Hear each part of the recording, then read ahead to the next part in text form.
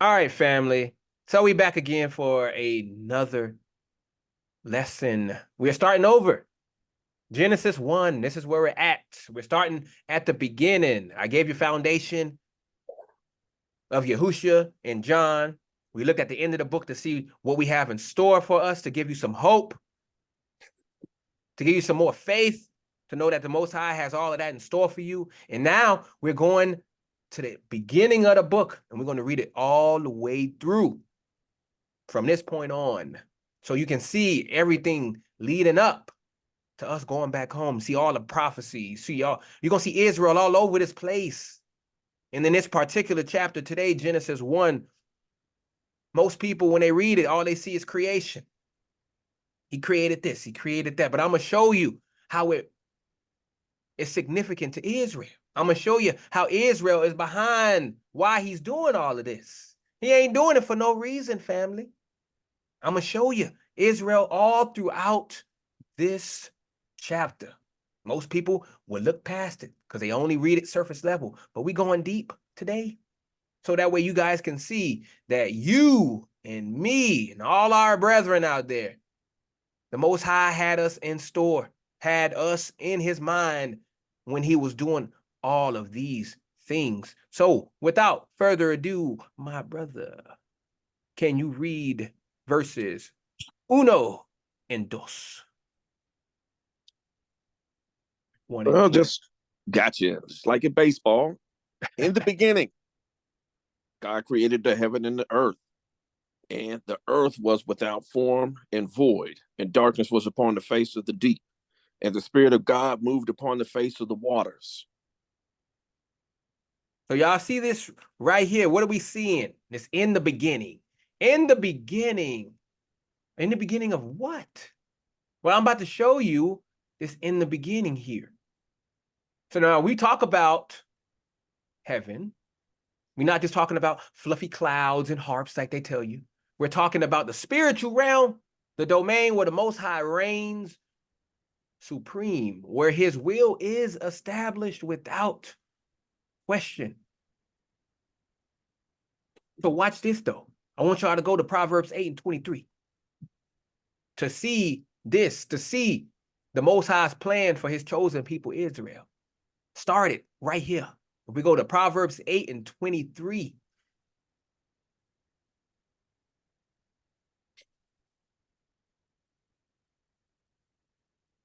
I was set up from everlasting, from the beginning, or ever the earth was. See right here, this right here is the wisdom of the Most High, which was there from the start. And that wisdom is central to his plan for Israel. The heaven and the earth symbolize the spiritual and the physical realm.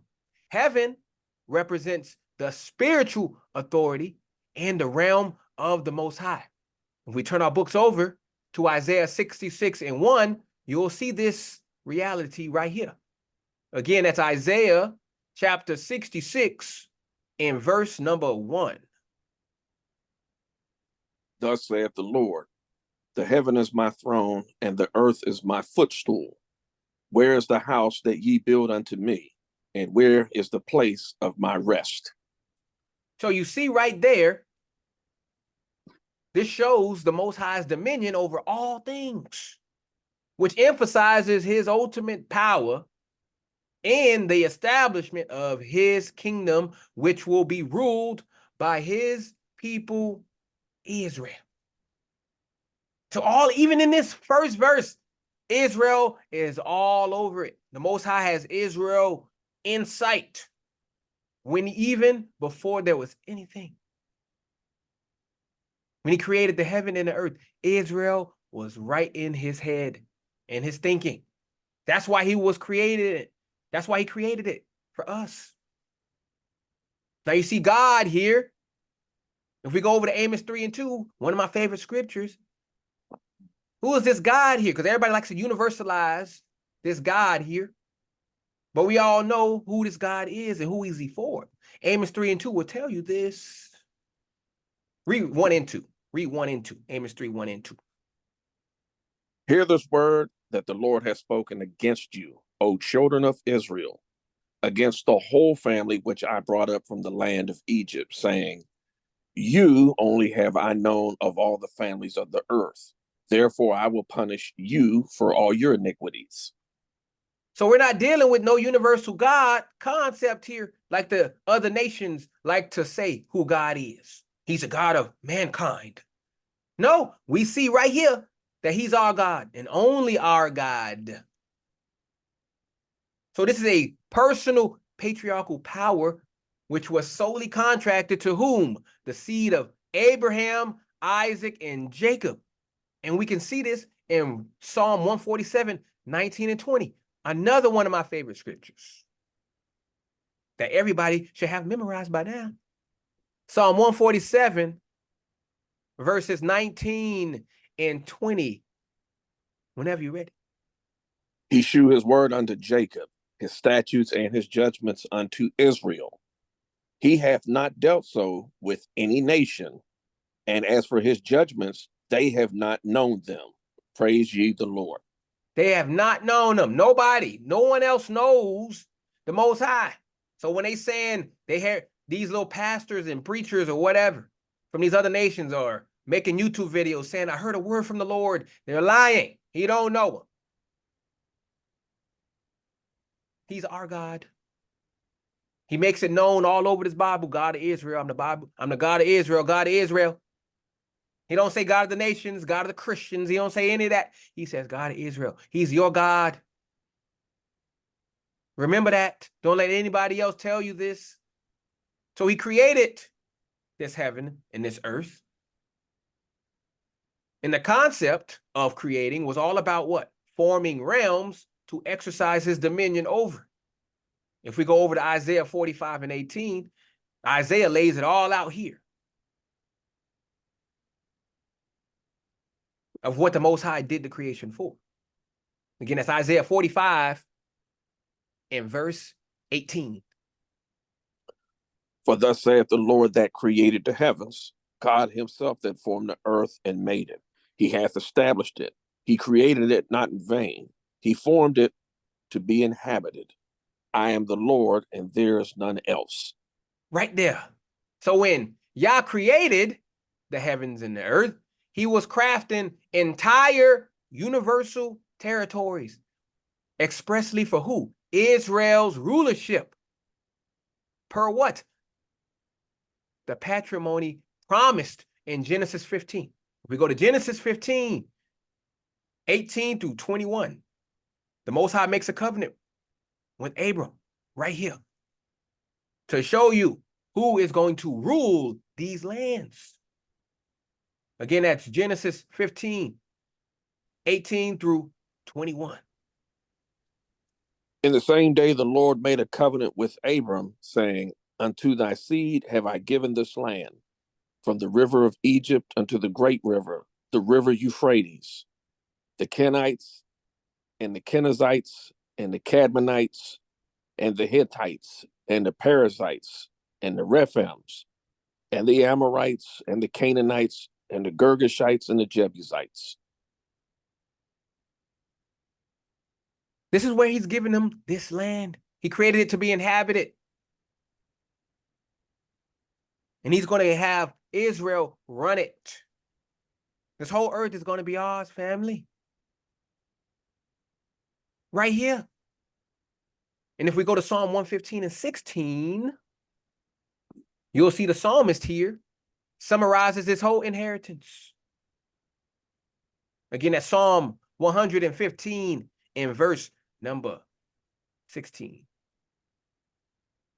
The heaven, even the heavens, are the Lord's, but the earth he hath given to the children of men. So right there, you see the cosmic inheritance. We all know the Most High don't know. He don't know nobody else but Israel. So these men who he's talking about is none other than us. He's not talking about nobody else because he don't know nobody else. So these men is us. We are going to run the whole earth, family. We're going to go from chains to crowns. this heaven and earth in verse 1. So these are multidimensional realms and planes of existence, which are formed solely as the eternal real estate of our nation, which, if we go to Genesis 22 and 17, it spells it out. This is what the Most High promised Abram for us. Again, that's Genesis 22 in verse number 17. That in blessing I will bless thee, and in multiplying I will multiply thy seed as the stars of the heaven, and as the sand which is upon the seashore, and thy seed shall possess the gate of his enemies. All of that. Who's our enemies? All these other nations that hate us, that subjugate us, that oppress us. These are enemies. We're going to possess all of their lands. All this land that you see, this whole earth is going to be ours, family. That's the reality that the Most High is making known to you here in the first verse of the Bible. Most High saying, I'm giving y'all the whole earth. The whole earth. So this Genesis 1 and 1 here is laying the foundation that all of this creation was manufactured to become the all-encompassing sovereign territory of Yah's chosen Israelite nation in perpetuity. That's eternity, family, forever. And we can read this in Daniel 7, verses 13 and 14. Again, that is Daniel chapter 7, 13 and 14. I saw in the night visions, and behold, one like the Son of Man came with the clouds of heaven, and came to the Ancient of Days, and they brought him near before him. And there was given him dominion and glory and a kingdom, that all people, nations, and languages should serve him. His dominion is an everlasting dominion, which shall not pass away, and his kingdom that which shall not be destroyed. That's our kingdom. We're co-heirs with Christ. So our kingdom is going to last forever.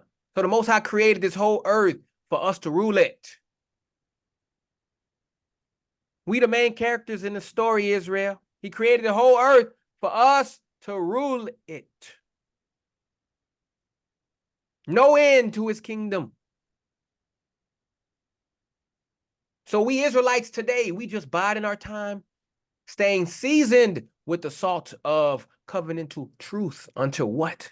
It's time for us to step up and administer this permanent universal order that was established from the very start of the Most High's eternal plan. All this new age mysticism stuff that they got going on today, and this pseudo spiritual universalism that everybody's going to rule and all this stuff that they're peddling today is nothing but smoke and mirrors, family. That's going to get blown away once we rise up to boss the totality of the created realms that the Most High is going to put us in charge of. That's the first verse. Most High showing you in the first verse how Israel is going to rule the whole earth. This earth is ours, family. We just biding our time. We just waiting. We waiting. That's what we doing. We stay prayed up. We stay in this truth. We keep our garments clean, and we wait for Yah to come back and give us the kingdom. In verse 2, it's the same thing. Watch. Verse 2. Earth was without form, and it was void. So this chaotic, formless void here is describing what? The pre-redeemed state that the cosmos was in before Yah initiated his master plan through whom? Israel. And you can see this right here. If you go to Jeremiah chapter 4, 23 through 26. Again, that's Jeremiah 4, 23 through 26. I beheld the earth, and lo, it was without form, and void in the heavens, and they had no light. I beheld the mountains, and lo, they trembled, and all the hills moved lightly. I beheld, and lo, there was no man, and all the birds of the heaven fled. I beheld, and lo, the fruitful place was a wilderness, and all the cities thereof were broken down at the presence of the Lord and by his fierce anger. So that's what it looked like before the Most High did anything. That's what the earth was. That's what this space, this void, whatever it was, that's what it was. Shows the darkness because he was not there. There was no light yet. And so the darkness was upon the face of the deep. What does that mean? What does that mean? Which speaks to what? The ignorance and the oppression that has shrouded our people. Because guess what? This water here, or this space here, is talking about us as a people, especially today. In our scattered state today, we are in darkness. This darkness right here represents us in our scattered state. Because Ephesians 6:12, it reminds us, for we wrestle not against flesh and blood, but against principalities, against powers, against the rulers of the darkness of this world. So this darkness represents the lies, it represents the deceit, and it represents the systemic oppression that has kept the true Israelites in bondage. See, the Most High, when he's talking about this darkness, he's putting this all the way out in the future to our people, how we're going to be when we do not have his light. Isn't that how we are? Isn't that how you guys were? Before you had his light shine on you, you were in this darkness, doing whatever you wanted to do, not caring. I know I was. I know I was.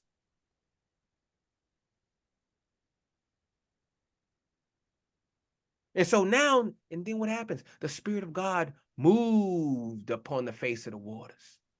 So here comes the hope, family, right here. The Spirit of God moving upon the waters is the beginning of our awakening, right here.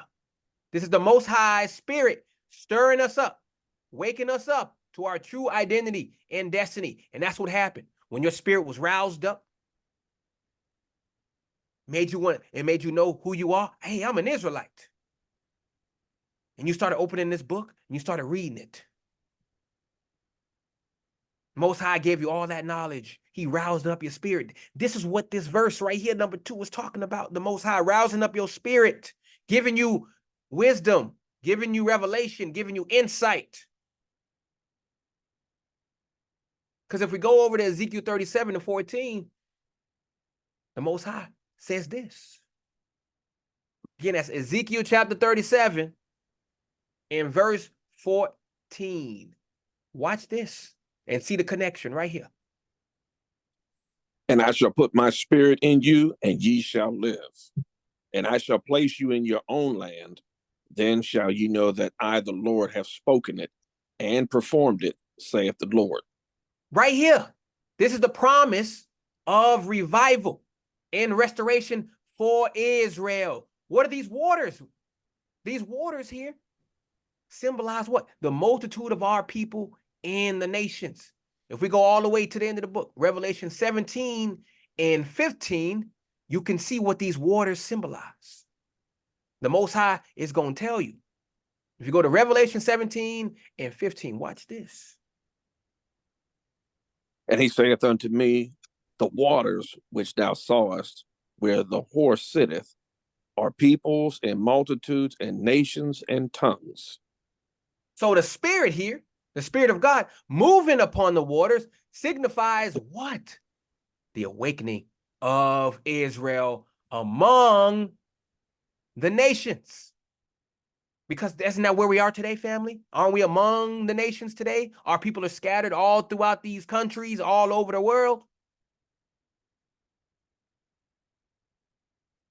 So this Spirit moving is awakening us among the nations, stirring us to what? Rise up and reclaim our heritage. And isn't that what we're doing today? Aren't we reclaiming our heritage?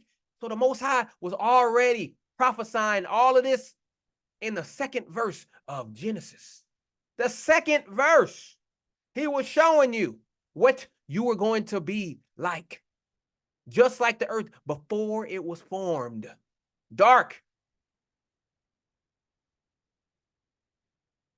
Right there in the second verse, he's showing you Israel, how Israel was going to be before he stirred up the spirit in you.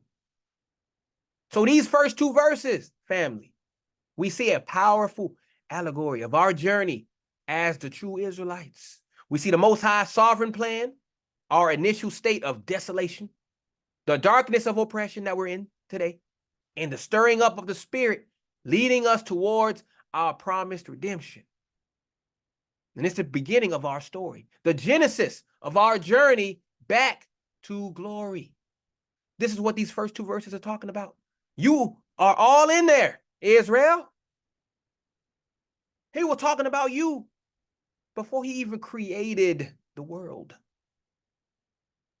When I tell you, he already had a plan and you were already part of it. We were predestinated.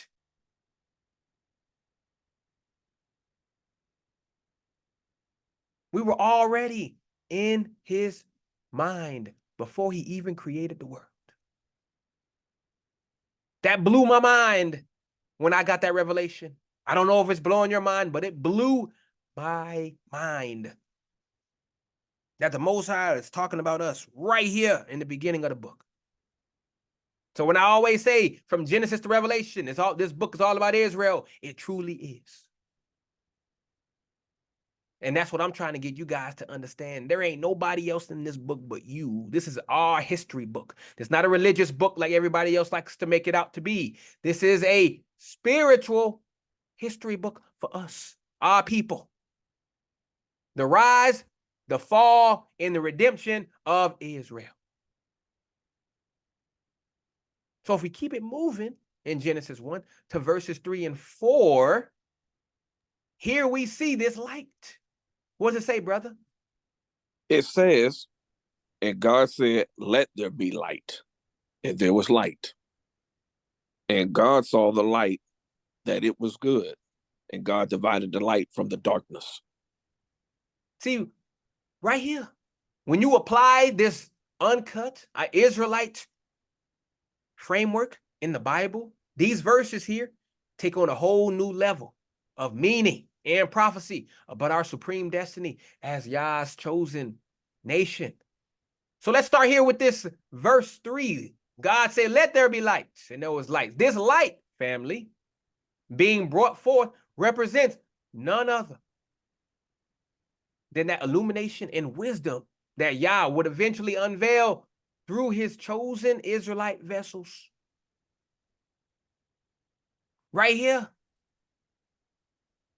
It's not about physical illumination, family. It's about spiritual revelation. If we go to Isaiah 60 and 1, the Most High lets you know.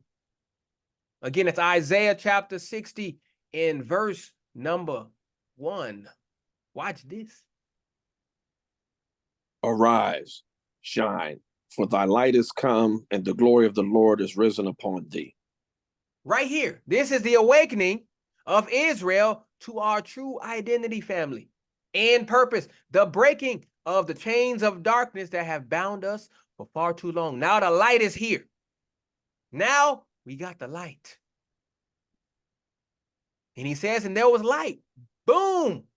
Just like that, family. The darkness flees in the presence of the Most High's command. This isn't about photons and wavelengths. It's about the power of truth, dispelling the lies that have kept us in bondage. If we go over to John, chapter 8, 32. John 8 and 32. What does it say? And ye shall know the truth, and the truth shall make you free. Shall make you free. So this light is the knowledge of who we are as the chosen people of the Most High Yah. But we also see this light playing out with Yahshua. If we stay in John and just go up to verse 12, this John 8 and verse 12, What does Yahushua proclaim here? Then spake Jesus again unto them, saying, I am the light of the world. He that followeth me shall not walk in darkness, but shall have the light of life. And who was this light embodied in and revealed through? The Israelite nation. For us, it was revealed in us, as we read. It was revealed in us.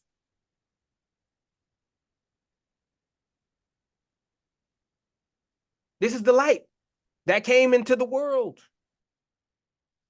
In verse 3 of Genesis, this light was none other than Christ. Wisdom, knowledge, and understanding coming to us as a people to awaken us to our heritage, awaken us to our true identity as Israelites in this book. So this light that's shining forth was simply the preface and foreshadowing of this supreme covenantal truth and sovereign authority that would eventually radiate out through Yah's anointed Israelite kingship and rulership. So we are the conduit of this light, family. We shine the light out to our brothers and sisters who are in the darkness. Which brings us to verse 4. And God saw the light, that it was good, and God divided the light from the darkness. Family, this division of light and darkness was Yah separating and sanctifying what? The holy seed of Israel. So he separated us from the darkness, which is all the other nations, all their philosophies, all of that stuff, their doctrines, all of that, their traditions, all of it. So the Most High separated us because we are the exclusive bearers of his righteous laws, his covenants, and sovereign authorities on this earth, as he declared if we go over to Leviticus chapter 20. Leviticus chapter 20 in verses 24 through 26. This is where the Most High proclaimed this separation. But I have said unto you, ye shall inherit their land, and I will give it unto you to possess it, a land that floweth with milk and honey. I am the Lord your God, which has separated you from other people. Ye shall therefore put difference between clean beasts and unclean, and between unclean fowls and clean. And ye shall not make your souls abominable by a beast, or by fowl, or by any manner of living thing that creepeth on the ground, which I have separated from you as unclean. And ye shall be holy unto me, for I the Lord am holy, and have severed you from other people, that ye should be mine. Severed, separated. Just like he separated the light from the dark, he separated Israel from all the other nations. That's what it's about, family. That's what this separation is about. And this theme of Israel's separateness and distinction as the consecrated light bearers is also reiterated if we just move over one book, two books, to Deuteronomy chapter 7, 6 through 8. Again, that's Deuteronomy chapter 7, 6 through 8. What does the Most High say here about us being separate again? For thou art a holy people unto the Lord thy God. The Lord thy God hath chosen thee to be a special people unto himself, above all people that are upon the face of the earth. The Lord did not set his love upon you, nor choose you, because ye were more in number than any people, for ye were the fewest of all people. But because the Lord loved you, and because he would keep the oath which he had sworn unto your fathers, hath the Lord brought you out with a mighty hand, and redeemed you out of the house of bondmen, from the hand of Pharaoh, king of Egypt. So, in our reality, as being Israelites, these verses 3 and 4 wasn't just a poetic account of physical light entering the universe. No, this was Yah laying the primordial foundations for investing his supreme revelatory light, wisdom, and sovereign authority into whom? The Israelites, as his eternally chosen, consecrated rulers over the earth and all creations. So any spiritual metaphors, humanistic interpretations, or explicit attempts to universalize and dethrone Israel as they're doing today, from our supreme covenantal distinctions are nothing but sad little games played by the nations who have no stake in the matter. They don't. They are, what do they call them in movies? Extras. They're extras. We are the main characters. They're extras, NPCs. They don't even matter. We matter. This whole story is about us. All of this stuff that's going on in this world got to deal with you. The Most High has all this stuff going on. Why? Because he's getting ready to give us rulership. But we got to let everything play out first. So we're not falling for the okie doke of all these people and their false doctrines trying to replace us with the church and any of that other nonsense that they have trying to been peddling out these last couple of years. It ain't gonna work, family. This was the beginning of Yah separating and cultivating us as the hallowed human beings anointed to what? Rule the universe with his righteous light and truth. The other nations were simply left out of the picture, existing in the ignorant darkness without any stake in the covenant promises of eternal sovereignty and dominion that was being set up exclusively through our Israelite family heritage. So while these deluded nations out there, family, are running around chasing whimsical spiritual fables, we'll be over here upholding the straight ethnic realness that these early Genesis verses coded in illuminating detail. Our time of cosmic rulership, family, and judgment over the ignorant nations is inevitably rising. That was the whole point of Yah had in orchestrating the very formation and division of light from darkness as depicted. That was the whole reason he did it, family, to show us how he has separated Israel from everybody else. But what do our people like to do? We like to mingle with the darkness. But what does Paul say about this? Paul has something to say about this mingling that our people are doing today. If we go over to 2 Corinthians 6 and 14, what does Paul say here for us to do? Be ye not unequally yoked together with unbelievers. For what fellowship hath righteousness and with unrighteousness? And what communion hath light with darkness? This is the separation of the true Israelites from the nations right here. The distinction between righteousness and wickedness. So that's what the Most High wants us to understand. We got to be separate from these people. We can't entertain their fables. We can't entertain their doctrines. We can't do none of that. We have to straight ignore it. Stay separate. Let them talk, let them huff, let them puff. Who cares what they say? It doesn't matter. They're ignorant. They're in darkness, as we see here in this verse. Whatever they say has no meaning towards you. There ain't no point in getting stirred up into arguments and pointless debates with these people because they are in darkness. The Most High don't know them. He has not given them knowledge, wisdom, or understanding. They know nothing. They just yapping at the gums. So let them yap. And when it's all said and done, the Most High gonna put us back on top. And they're gonna see it for themselves that all the stuff that we've been trying to tell them is gonna come to pass. And they're gonna be shocked. They're gonna be surprised. And they're gonna be forced to eat their words in that day. So these are the truths that are happening here. This is what's coded in these verses. So we'll keep it moving. Back in Genesis 1, we go to 5 and 6.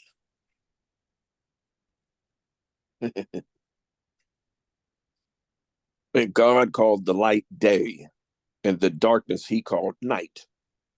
And the evening and the morning were the first day. And God said, let there be a firmament in the midst of the waters, and let it divide the waters from the waters.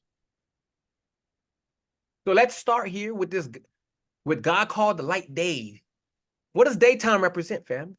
Daytime represents clarity, represents truth, and the active presence of the Most High in our lives. Remember, it's this light. We already broke down what the light is.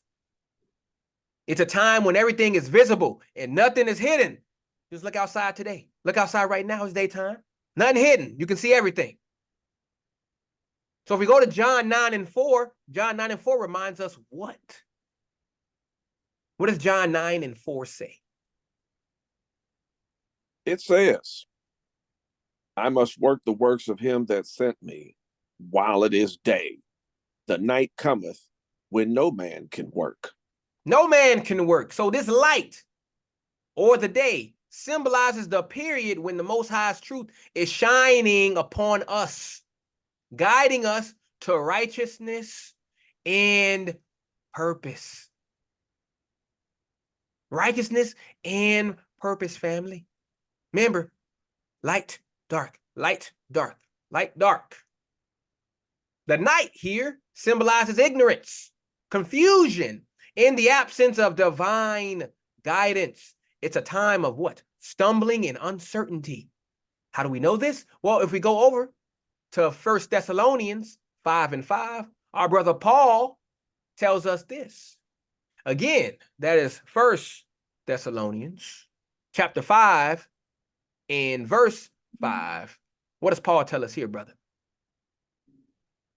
Ye are all the children of light and the children of the day. We are not of the night, nor or darkness. So, family, this distinction here is crucial as it highlights the separation between those who walk in the Most High's truth and those who are lost in the world's deceptions. Which one are you, family? Are you part of team day? Or are you part of team night? Which one are you? The Most High is getting us to think, okay, which side am I on? He's drawing a line. Just like he drew a line in Revelation 22 last week, he's drawing a line here in the beginning of the book. Are you part of light? You part of the truth? Or you part of darkness, lies, and deceit? There is no middle ground here. You can't be both. You're either on Most High's side or you on the side of darkness. This is what you have to pick out, family. Which one are you? And so it continues, in the evening and the morning were the first day. Now notice this. Notice it. Evening and morning was the first day. You see, people use this to say, hey, see, everything starts in the evening. But as you can see here, it says in the evening and the morning. It didn't say evening to morning. It says in the evening and the morning. The Most High telling you what constitutes a day. Morning and evening. How can you have night in the day? Because you got people that say daytime starts at night. How does that work? There is no sun, so how can it be a new day? Don't they have it that a new day starts at 12 a.m.? How does that make sense? It's the middle of the night, so how can a new day start when there is no sun? This is the confusions that comes while they're trying to mix that darkness with the day. You can't do it, family. The day has the sun. Everything can be seen. You can't see anything at 12 a.m. It's still dark. So your day starts when what? The sun comes up. And it ends when what? The sun goes away and it turns into darkness. That's the end of the day.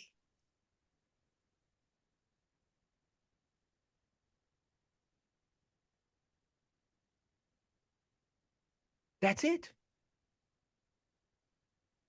That's how it goes. It's plain and simple. But a lot of people have confused this. You got people doing the Sabbath I used to be one of them until I got understanding. They did Sabbath at evening until the next day, until the next evening. So basically 24 hours. There's no such thing as a 24-hour day, family. The sun is not out for 24 hours.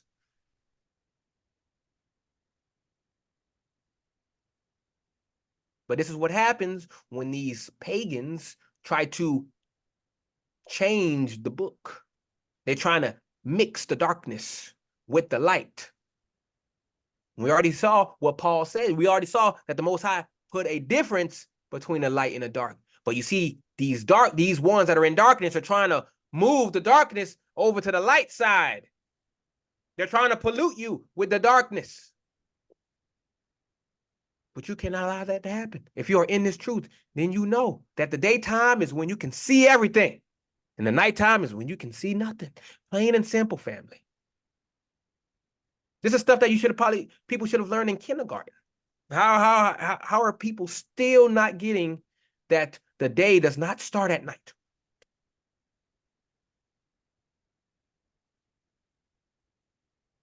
So God continues in verse 6. Let there be the firmament in the midst of the waters, and let it divide the waters from the waters. What is the Most High saying here?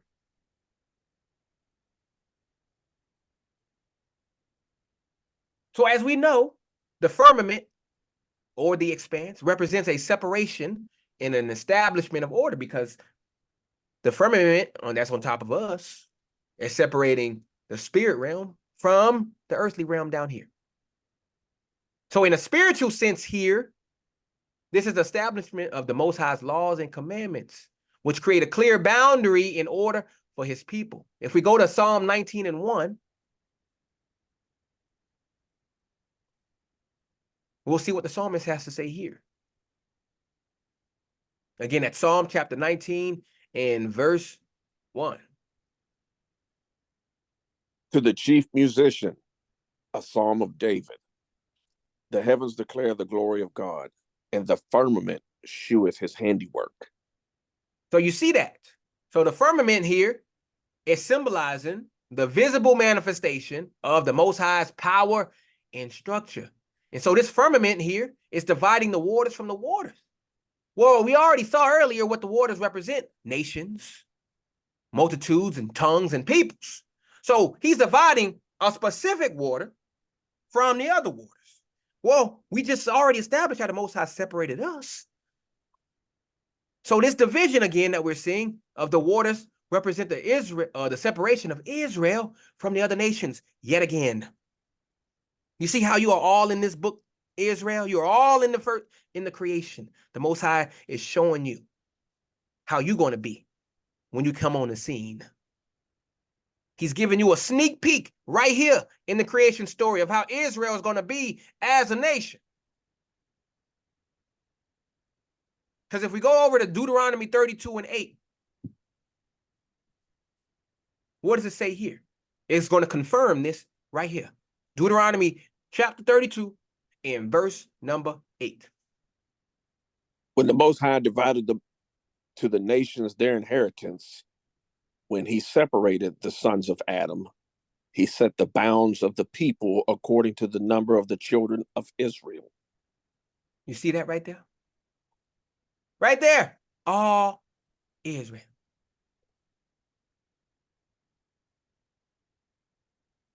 You're right there. Right there in the verse. So these verses aren't just about physical creation, family. They're about the Most High setting order among his people, distinguishing us from the nations. And by us having this law, these statutes and commandments, that is how we are distinguished from them. We have this light, this truth, and they don't. This is why they're mad now, family. This is why they're Karens out there. This is why they're upset.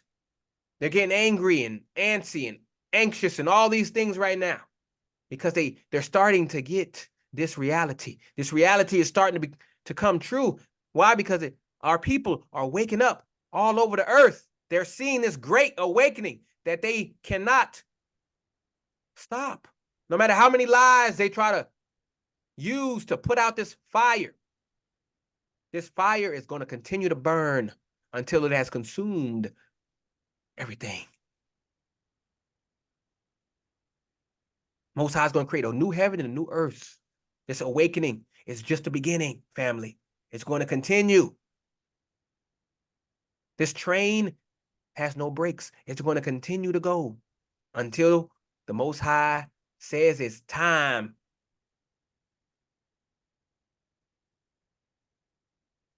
So he guides us from darkness into his marvelous light, because that's how we used to be. We used to be dark, and now we're in his marvelous light. So as we reflect on this, family, we got to embrace our identity and walk in the truth and separate ourselves from the ways of the world and stand firm in the laws and commandments of the Most High. This is how we keep ourselves distinct from everyone else. This is how you continue to keep yourself divided from the waters and be like the firmament.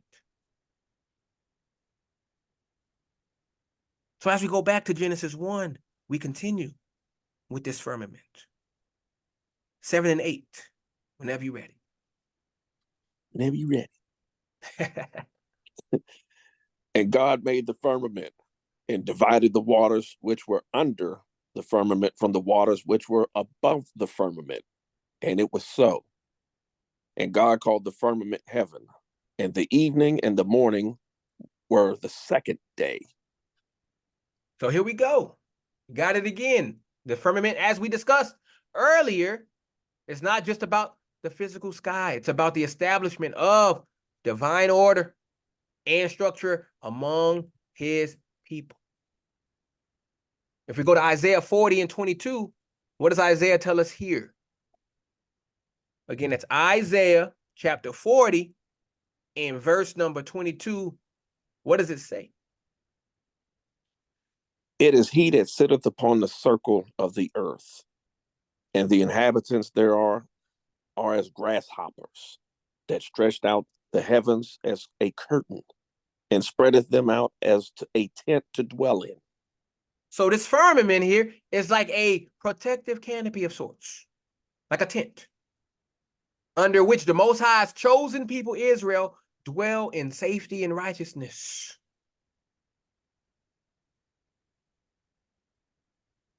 So as we continue, it says, and divided the waters which were under the firmament from the waters which were above the firmament. It's not about separating H2O, family. It's about distinguishing the righteous from the wicked, the obedient from the rebellious. Because if we go over to Psalm 29 in verse number 3, what does the psalmist declare in this verse? Again, at Psalm 29 and verse number 3. The voice of the Lord is upon the waters. The God of glory thundereth. The Lord is upon many waters. And we already know what the waters stand for, family. Peoples, nations, tongues, tribes, all these things. So this division here, it's showing the separation of the chosen people, Israel, from the nations, yet again. And the establishment of our unique identity and purpose under what? The divine protection of the Most High, which is signified by the firmament. Boom. All over this creation story, Israel. Most High showing you how you were going to be when you came on the scene. Giving us a sneak peek right there. Genesis 1 and 8. God called the firmament heaven. And the evening and the morning again were the second day. So now when the Most High calls something heaven, you best believe it's more than just a name. It's a declaration of what? Sovereignty and authority. How do we know this? If we go over to Deuteronomy chapter 10, in verse 14, it reaffirms what I just said. Deuteronomy chapter 10, in verse number 14. Behold, the heaven and the heaven of heavens is the Lord's thy God, the earth also, with all that therein is. So this firmament, this heaven, is the realm where the Most High's will is established and his glory is made manifest. So again, we see this evening in the morning or the second day. You see this transition again, darkness to light, confusion to clarity. That's why the Most High put evening first, and then he put morning. Darkness to light, confusion to clarity. Again, it's showing the ongoing journey of Israel from spiritual desolation to divine enlightenment, from captivity to freedom. That's why the Most High put evening first. He didn't put it to tell you, hey, the day starts at that evening. No, he's telling you, hey, darkness, and then the light comes. Darkness, light, darkness to light. That's why the Most High put it that way. He did that way for a reason, to show you the journey, the spiritual journey of Israel from darkness to light. Look at our people. Look at the entire history. Slavery after slavery after slavery. Slavery. All throughout our history. And now we're in the biggest slavery that we've ever been in. Biggest captivity. And we're waiting on that light. We're waiting on the freedom to go back home. So we're in that darkness now. We're waiting for that marvelous light of Yahushua HaMashiach to come down and guide us back home. That's why he wrote it evening and morning, evening and morning. He wasn't signifying when the day starts. He was showing you that's the journey that we start. Darkness to light, darkness to light, darkness to light. And you can see in 2 Peter 1:9, because Peter speaks upon this transformation. Again, that is the book of 2 Peter, chapter 1 and verse 19. We have also a more sure word of prophecy, whereunto ye do well that ye take heed, as unto a light that shineth in a dark place, until the day dawn, and the day star arise in your hearts. So family, this is our destiny. To walk in the light of the Most High's truth and to shine as beacons of what? Righteousness in a dark and troubled world. And that's what we're in. That's what the Most High wants us to be to our brethren out there. We have to be a light to them. Even though we're surrounded by darkness, we have to be these individual lights to our brethren who are steeped in these world distractions around us. We got to be a light to them, to lead them to this marvelous light that we are in, so that way they can become a beacon to their brethren. And the domino chain continues. That's how it's supposed to be, until the big light comes down and shines everything. But until then, we have to be our own individual lights to our own brethren. Not to nobody else, to our own brethren, our neighbors. This is how we have to be. This is how the Most High is explaining it here. So when we reflect on these verses, family, we have to remember our divine calling as the chosen people of the Most High. So we have to embrace our identity again. We have to walk in his truth and stand firm in his promises. Why? Because the firmament has been established. The separation is clear and our destiny is sure. So you stay faithful, you stay strong out there, and you keep on shining, Israel. No matter what anybody else says, you keep shining. That's what the Most High is trying to get us to see here in these verses in the first chapter. So as we continue to move on here, verses 9 and 10, brother. And God said, let the waters under the heaven be gathered together unto one place, and let the dry land appear. And it was so. And God called the dry land earth, and the gathering together of the waters called he seas. And God saw that it was good. Y'all see that? He's still separating stuff. So why is this significant, family? First off, understand from the jump, Yah is showing his absolute control and dominion over the natural elements. He speaks and it happens, and it was so. That's the power of his word. This is the same authority he wields when dealing with nations, including Israel. So when Yah decides something, whether it's the formation of land or the destiny of a nation, it's settled, it's done. His will over all. Remember that he runs the show. But let's go deeper, because there's a lesson here about what? Separation and gathering. That's key to understanding Israel's identity and purpose. So just as Yah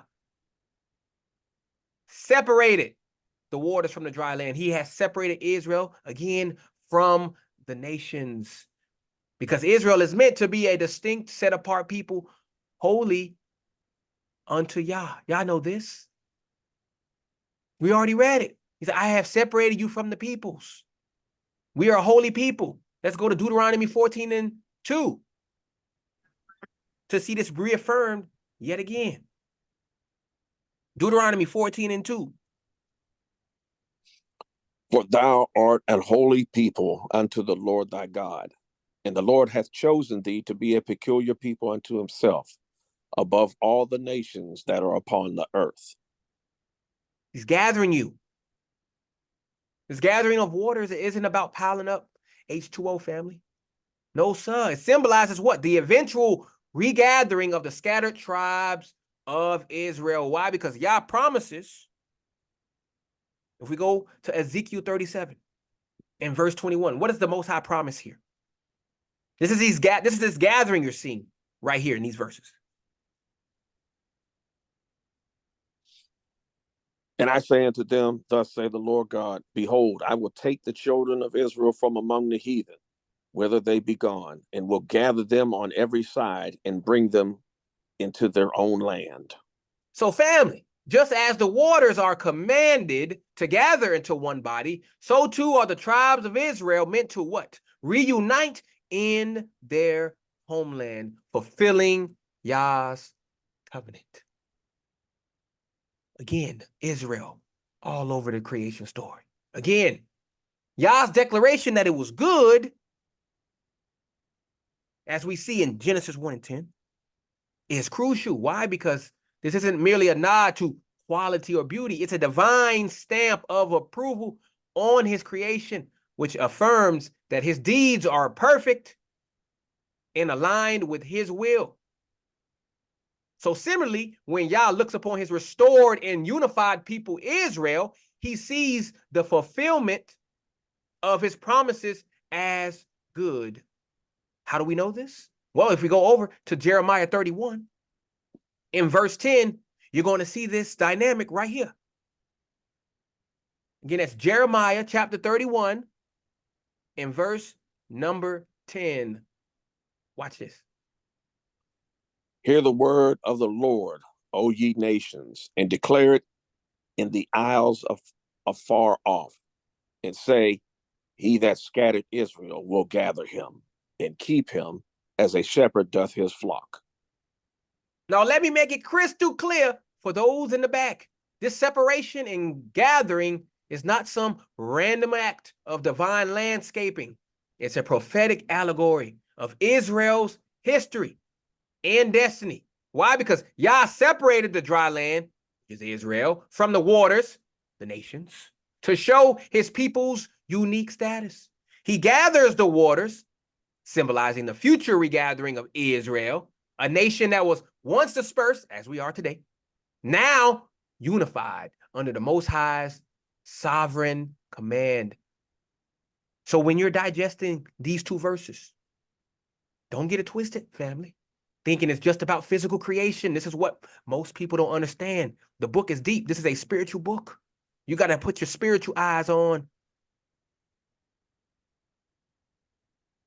to read this book, to see the meanings behind the words.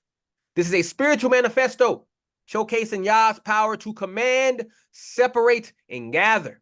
It's about recognizing that the same God who crafted the earth with mere words is the same God who orchestrates the fate of nations, particularly Israel. So anyone that is peddling a message that dilutes or dismisses this distinct covenant with Israel is trying to mix what Yah has put asunder. They're spitting in the face of this divine order, trying to muddy the clear waters of truth with their twisted doctrines. Don't fall for it, family. Stick to the script, the holy scriptures, and keep your eyes on the prophetic parallels that affirm what? Israel's unique role and destiny in Yah's master plan. You are the front. You are the top. You are the head. You are what Yah is thinking about. The other nations are afterthought. Most High is focused on you. That's why we going through hell right now. And the other nations get to sit peacefully for now.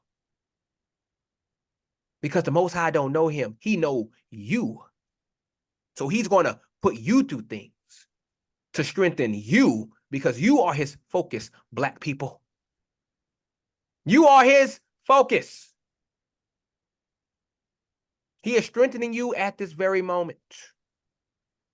You are going through trials and tribulations. Why? For this eventual regathering. He's not finna regather some weak fruit. You have to be strong. So that's why he has you go through things to strengthen your faith in him, to get closer to him for this regathering that is set to take place. So stay rooted in this understanding, Israel, and you'll see the scriptures not just as ancient texts, but as living, Yes. Yes. Love you. breathing declarations of Yah's intentions for his chosen people, Israel. It's all there in black and white, from the separation in Genesis to the gathering in Ezekiel. So you have to hold fast to these truths and don't let anyone lead you astray with their watered down interpretations.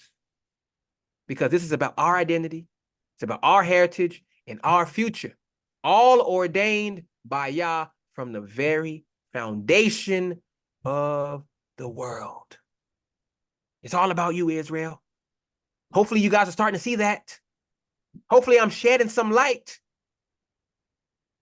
on this for you as we keep it moving. Verses 11 and 12, brother. And God said, let the earth bring forth grass, the herb yielding seed, and the fruit tree yielding fruit after his kind, whose seed is in itself upon the earth. And it was so. And the earth brought forth grass and herb, yielding seed after his kind, and the tree yielding fruit, whose seed was in itself after his kind. And God saw that it was good. Y'all see that right there. Now, peep this. How Yah is using these agricultural and naturalistic languages to convey profound spiritual truths concerning his set-apart nation, Israel. Watch this. Turn your books to Jeremiah 2 and 21. Jeremiah 2 and 21. Watch this.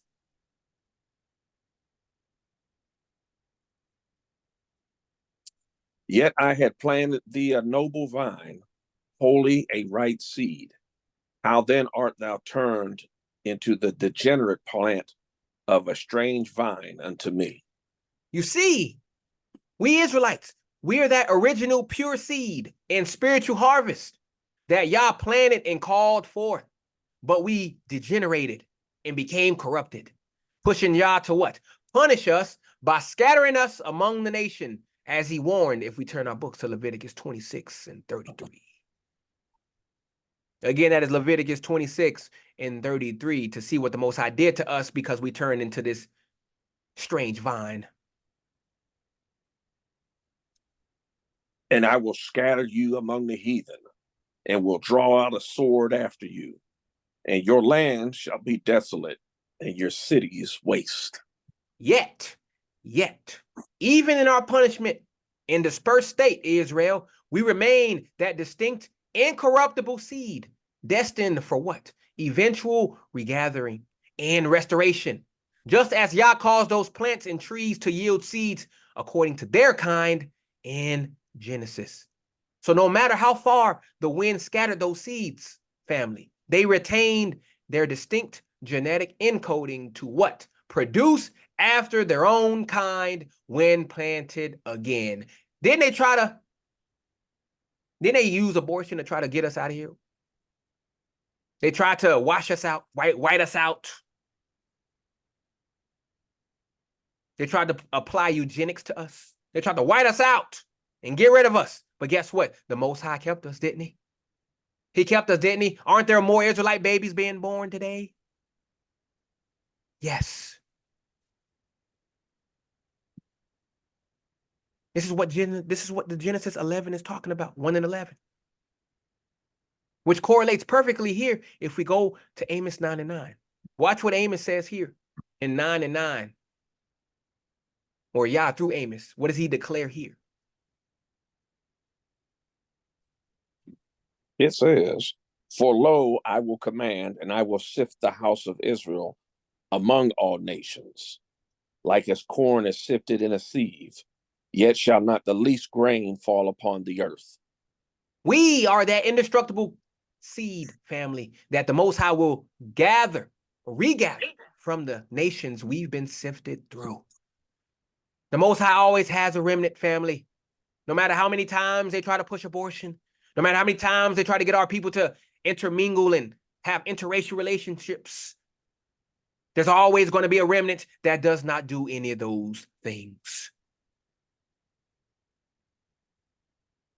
They can't white us out, family, and they upset, they angry, they've tried to do everything in the book, but the Most High is not going to allow their plans to flourish. Incorruptible seed. That's us. There's always going to be an Israelite on this earth. No matter where, no matter how many times they try to destroy us, there's always going to be an Israelite hidden away somewhere. Tucked away for safekeeping. They can't get past that truth. So the restoration of Israel is simply Yah replanting and causing his covenant nation to bear fruit once again, according to our distinct spiritual genetics, which mirrors what Isaiah wrote about here if we go to Isaiah 27 and 6.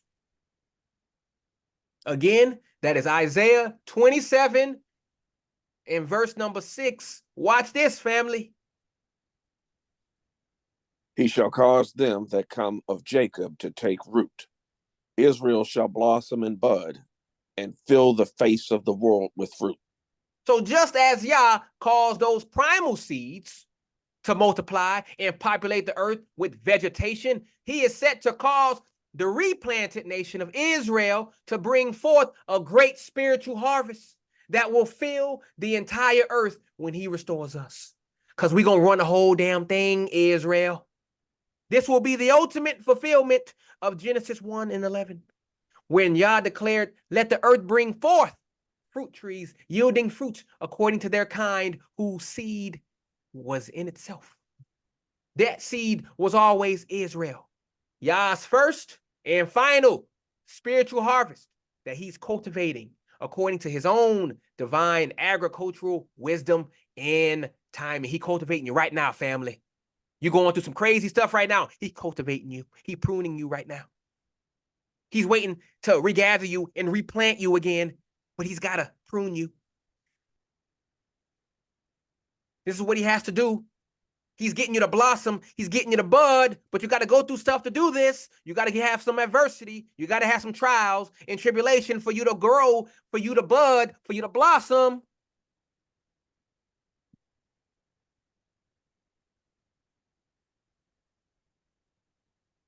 The scattering was just a temporary plowing and uprooting in preparation of what?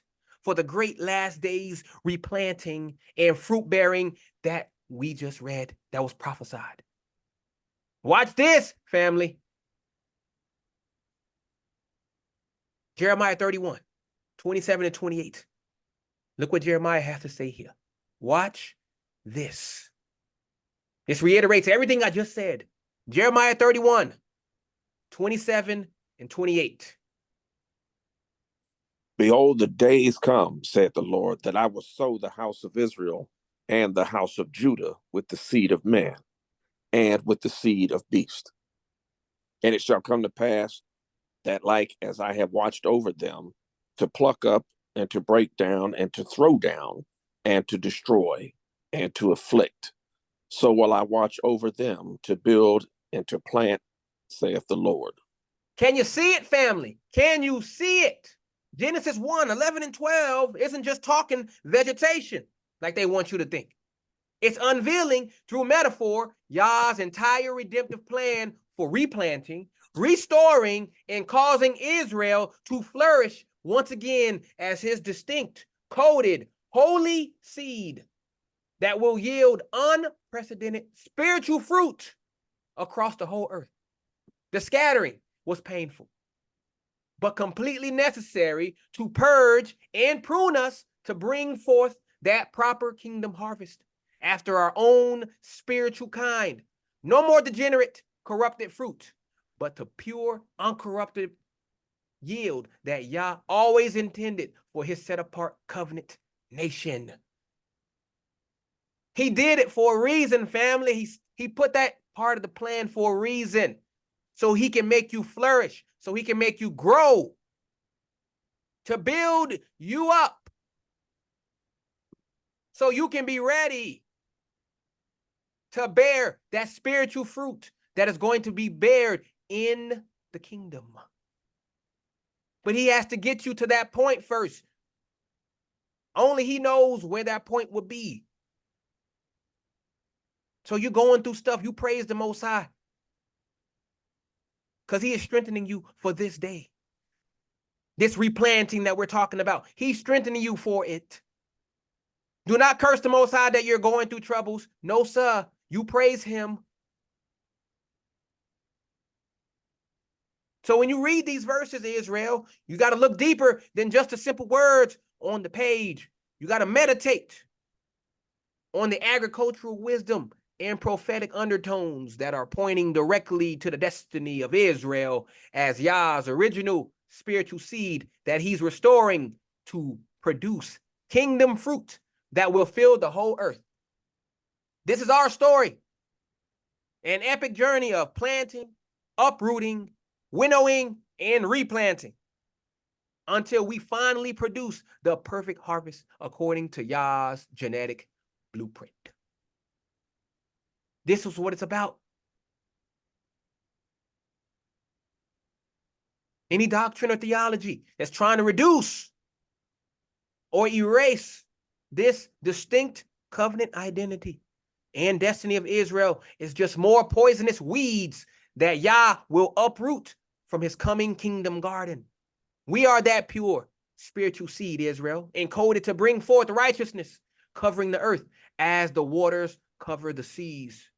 So you have to hold firm to this truth that's embedded in the very first chapter of Scripture, and you will be unshakable and properly understanding our role in Yah's master plan of redemption for the entire earth through his replanted, restored, and fruitful Israelite nation. So you plant and root yourself deeply in that profound Genesis allegory, and you'll be firmly grafted into the only tree that can produce life everlasting for the whole human family.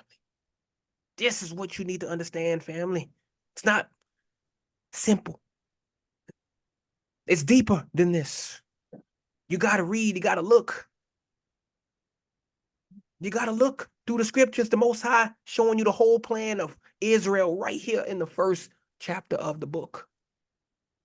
Right here, he's showing you what we're going to go through, all this stuff. He's showing you everything right here in the beginning of the book.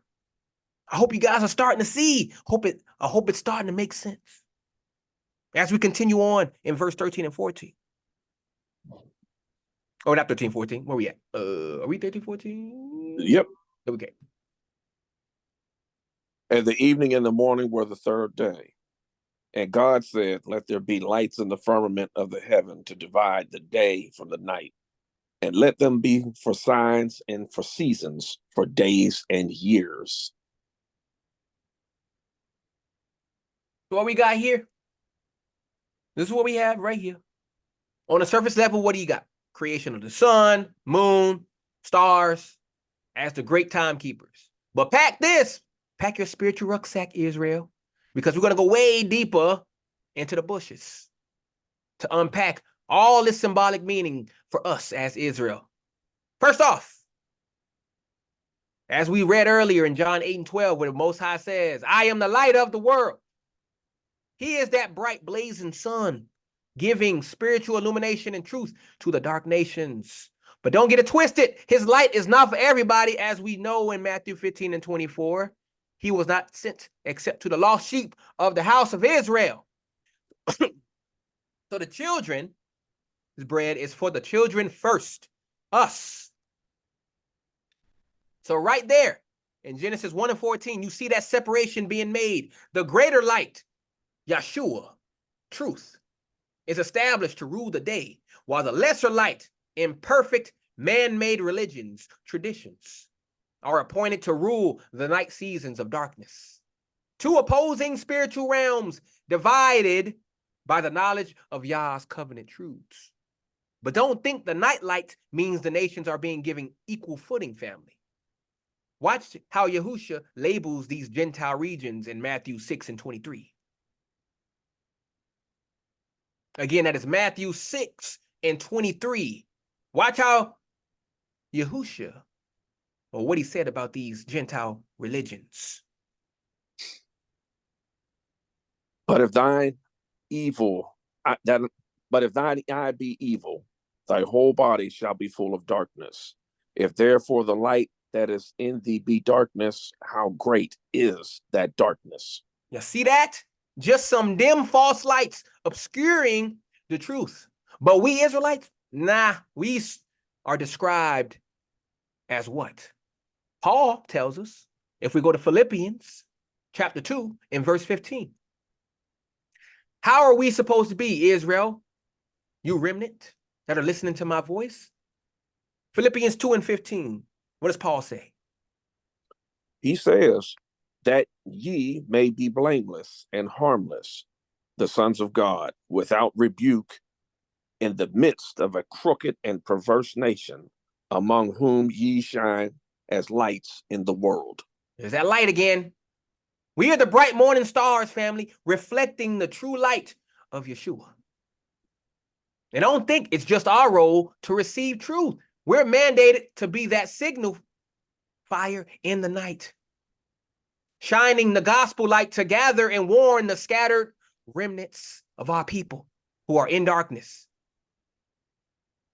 Just like Isaiah 49:6 states, I will also give you as a light to the Gentiles. These are not the other nations. These are your lost brethren.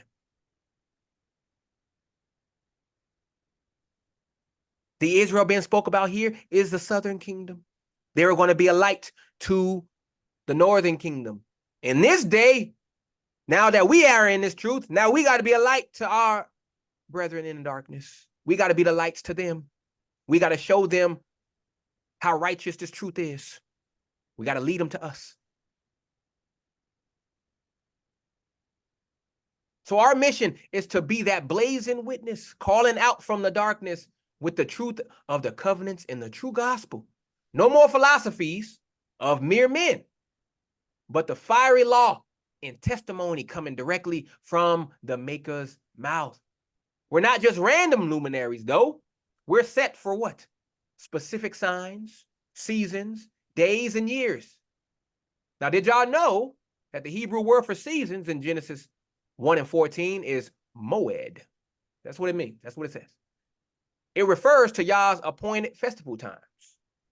So we, as Israelites, we are the calibrated calendar, keeping the memorial feasts on their divine cycles to remind this world of Yah's master plan of redemption through his people, Israel. You are a clock, Israel.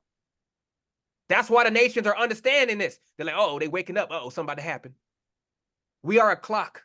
We are the Most High's clock as a warning to them.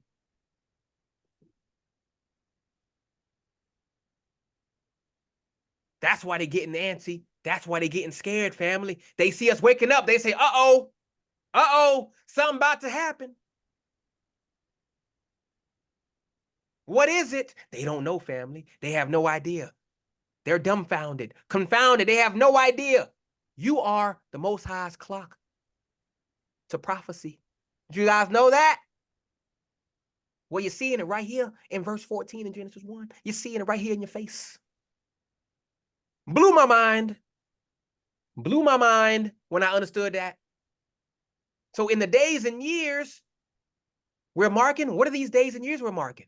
Well, how about Leviticus? The entirety of Leviticus 25, which outlines the holy years of spiritual and economic debt release, as well as what? The grand jubilee year, when all possessions return to their rightful owners, us, the covenanted heirs. That's going to be the final year, family, that jubilee. That's why I think the Most High going to come on a jubilee year. Why? Because the Most High is going to give everything that belongs to us back to us. That's why I say you are a clock, showing the nations how close we're getting to these prophecies. We're the calendar. That's red lettering those prophetic appointed times for Yah's kingdom restoration. That's how they seeing us waking up. They know it's near. They know it's coming. They know we going back home. Those fake Jews, they can't do nothing. They can't do nothing about it. No matter how many times they try to hide this, the Most High continues to shine the light. So can you see it, family? These lights in the firmament in Genesis aren't just talking about celestial bodies. They're powerful metaphors establishing the set-apart role and function of Israel as what? The fiery truth bearers, sparking illumination in the world's night. Living calendars measuring off the seasons of spiritual events and judgments, queuing up Yah's grand encore when we take our royal place again at his return. That's why these people are uneasy right now. That's why they scared, family. They're impatient. They don't know because they know something big is about to go down. So any of these preachers out here telling you this light is for everybody is trying to pollute the atmosphere with more smog, claiming the day belongs to imposters squatting on the night shift, like those fake Jews over there. We are the legit son children, family, reflecting our daddy's fear, truth, his fiery truth, exposing what? The foolish grandeur of man's kingdoms as just a fading neon light distraction from the true sovereignty returning to Israel. Family, they just temporary. They temporary, family. These kingdoms, these presidents, all these people, they just keeping it warm for us. They just keeping it warm for us until the Most High come and destroy them and get them out of there and put us back to where we rightfully belong, family. That is what the truth is. It's all coming back to us, family. This is what Genesis 1:14 is telling you. It's coming back to us. So you have to read these verses with that high-powered prophetic lens the Most High intended. Focused on what? Our nation's set-apart calling. As the luminaries dividing light from darkness, marking the nights until the Son of Righteousness returns with healing in his wings to give us, that's us, Israelites, the conquest. In the kingdom rule we were chosen from the start to establish in the earth. The Most High showing you right here in the first chapter, your whole destiny, Israel. Did you know that? I didn't. I know it now. I hope you're getting it now. I hope you're understanding. I hope I'm making this real simple for you. As we continue to moonwalk our way down Genesis 1, verses 15 and 16, brother. And let them be for lights in the firmament of the heaven to give light upon the earth. And it was so. And God made two great lights, the greater light to rule the day and the lesser light to rule the night. He made the stars also. So y'all know, we can't just be out here reading these verses with blinders on, thinking it's just about astronomy and planetary formation. No. The Most High here is slipping us into eternal galactic codes about the destiny of his chosen nation, Israel, and our mandate to be that blazing celestial witness in the midst of all this musty outer darkness. That is what the Most High is showing us here. So let's start here with these two great lights, representing that divine double portion anointing being placed on Israel from birth.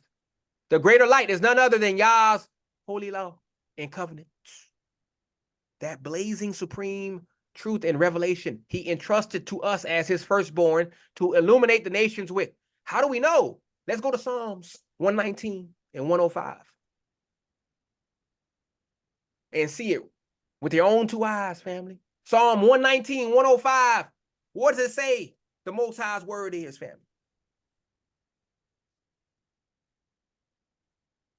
None. Thy word is a lamp unto my feet and a light unto my path. So we, as Israelites, we are this reflector dish, beaming the Most High's undiluted laser truth across the universe. That's what we doing, family. But then you got the other light appointed over the darkness in the night seasons. That's the knowledge and the traditions of puffed up man that tries to challenge and obscure the light of Yah's word, as you can see with all these false doctrines running around today. You know, those dusty philosophies and defunct doctrines born out of Gentile churches and cults, pretending to be lights, but really just dim projections of the shadowy matrix we were called to expose and outshine. That's why the Most High wants us in this word. He wants you to shine out that darkness. Get rid of the lies and the deceit that these heathens come up with on a day-to-day basis. But don't get it twisted, family. Yah made it very plain. If we go to Isaiah 60 in verse 19, what does the Most High make plain here in this verse?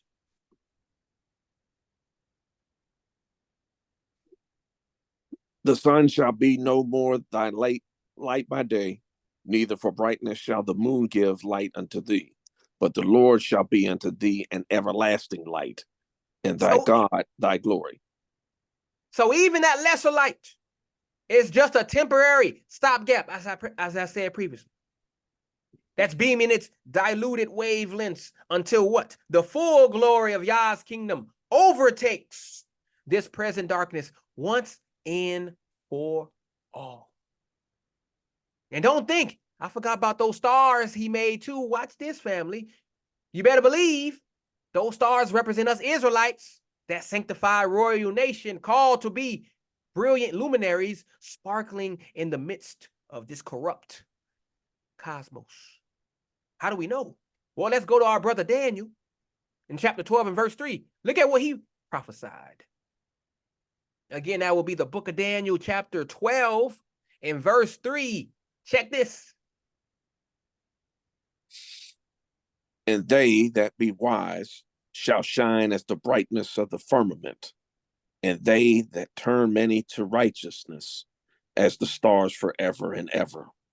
So, family, we are the anointed celestial sons, exploding forth that endless succession of revelatory light rays from the greater sun of truth, while simultaneously outshining all the trash that used to reign in the night. This physical universe is just a staging ground for the great million candle power spotlight about to be trained on who? The royal family of Israel. Once our Redeemer returns to coronate us as the co-luminaries over the new heavens and new earth. That's our destiny. Most High showing it to us right here.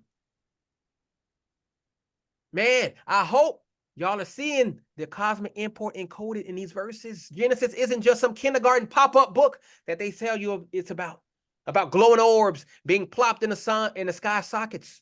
No, it is a prophecy about the radiantly elite status we're being prepared for as the children of light.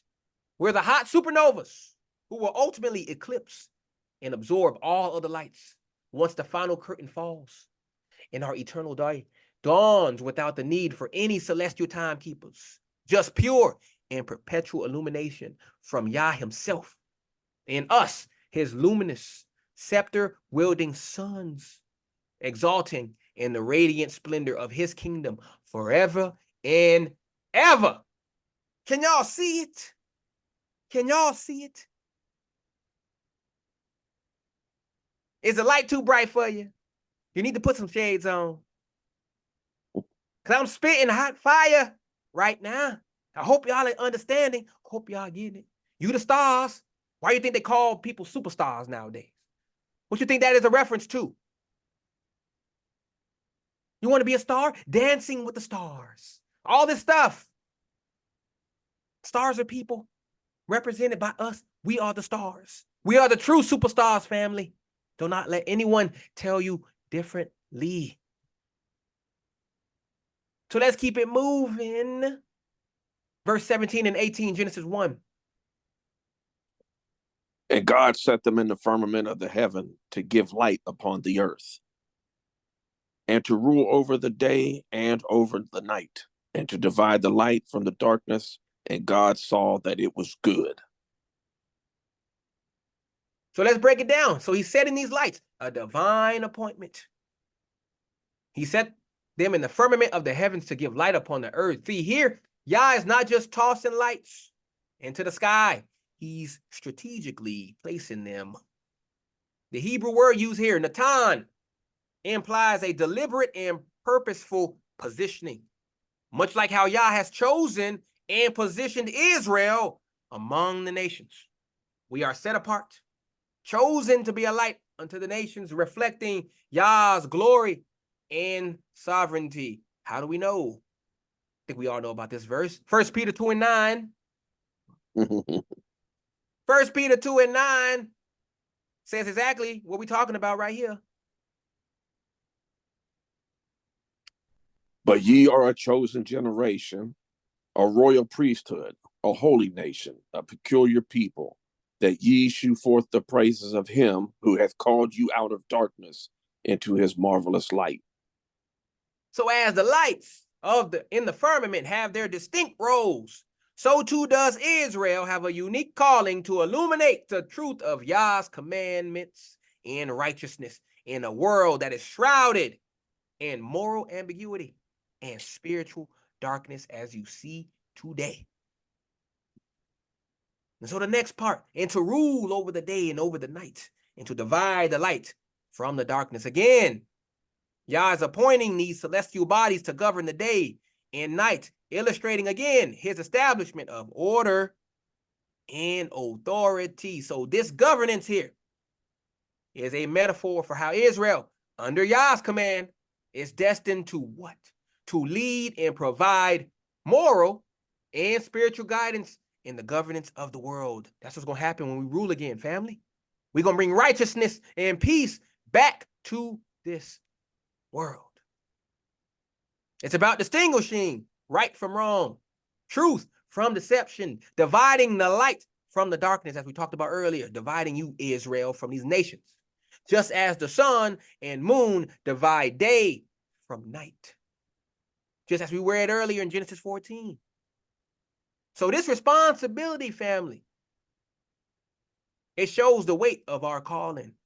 We are to be like these celestial governors, ensuring the Most High's laws and principles are upheld, maintaining spiritual order amidst the chaos of human fallibility.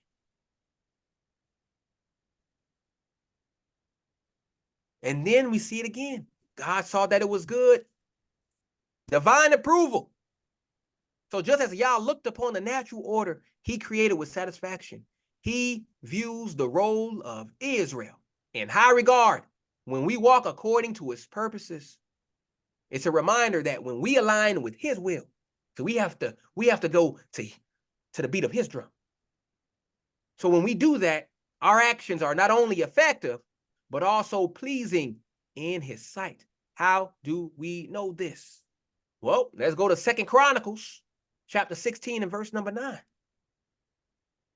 To see it right here. Again, that's 2 Chronicles, chapter 16 and verse 9. For the eyes of the Lord run to and fro throughout the whole earth, to shew himself strong in the behalf of them whose heart is perfect toward him. Herein thou hast done foolishly. Therefore, from henceforth, thou shalt have wars. You see that? He's moving himself strong in the behalf of them whose heart is perfect toward him, aligning yourself with his will. So these verses remind us that our role as Israelites in this modern day isn't just a heritage claim, it's an active duty.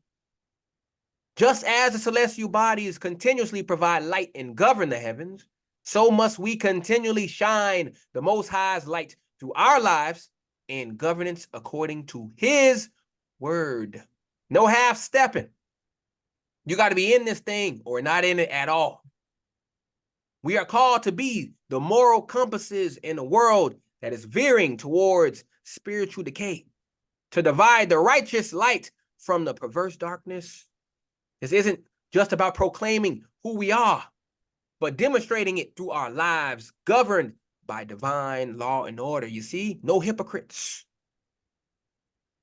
If you talk about it, you got to be about it. That's how people understand, like, oh man, I want to be like him. But if you talk the mess, talk the talk, but you don't walk the walk, you're just a hypocrite. And you're going to make people not want to join to the light. So don't be like that, family. But let's keep it moonwalking. Verses 19 and 20, brother.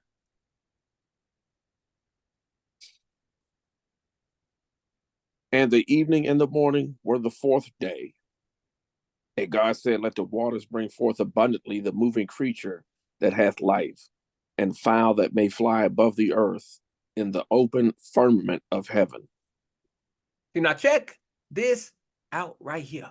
The evening and morning again, what the fourth day. We keep on saying that evening and morning. Most High continues to put that journey in there from dark to light, dark to light, dark to light. He's not flipping through a celestial calendar. He's marking time with a purpose. By the fourth day, Yah is not just throwing lights in the sky. He's setting up a whole system, a divine clockwork. That's what he's doing. It's not just about lights. It's about establishing signs, seasons, days, and years. So now let's get to the real juice. Let the waters bring forth abundantly the moving creature that hath life. So Yah is instructing the waters to bring forth abundantly. This isn't just a command. It's an empowerment, an activation of the potential within the waters. Yah's not creating a simple fish tank here. He's setting up a whole ecosystem. And we all know waters in the scripture often symbolizes nation and multitudes. So what's really brewing here is a symbol of how from the nations shall come forth life, teeming with diversity under his own command. So you got the fowls flying, which isn't just about birds. It symbolizes the spirit soaring high, the aspirations elevated by divine decree. It's as if Yah is setting up an airspace as a domain of freedom, mastery, and perspective. As Israel, we are to rise, to soar above the mundane, to view life from the firmament, where we can see as Yah sees, broad and wide. So what does this mean for us, the true descendants of Israel today? Just as Yah commanded the waters in the firmament, he commands our lives. He has empowered us to bring forth abundantly, to multiply in what? Wisdom, spirit, and truth. So we are to occupy our domain with authority, to fly high with purpose and divine direction. Can't just be sitting on the ground. You got to raise up. You got to grow. Most High wants you to blossom. He don't want you to stay stagnant on the ground. He wants you to rise up, rise above this darkness. So it's not just a passage here, 19 and 20, about creation. It's about divine command and function. So Yah is setting a stage here, not just with lights in a celestial showcase, but with life itself, teeming, soaring, existing by his word. So as Israel, that's you and me, we got to recognize our place in this divine setup, not just as spectators, but as participants, called to a higher purpose, to live abundantly, to multiply in righteousness and soar in spiritual freedom. That's how we got to be. This is what the Most High wants us to be, family. We can't just be stagnant. We got to keep growing. We got to continue to be a light to our brethren out there. That's what it's about. Are you a light? Are you shining brightly in this dark world? Or is that light getting dimmer and dimmer because you're not actively participating in this word?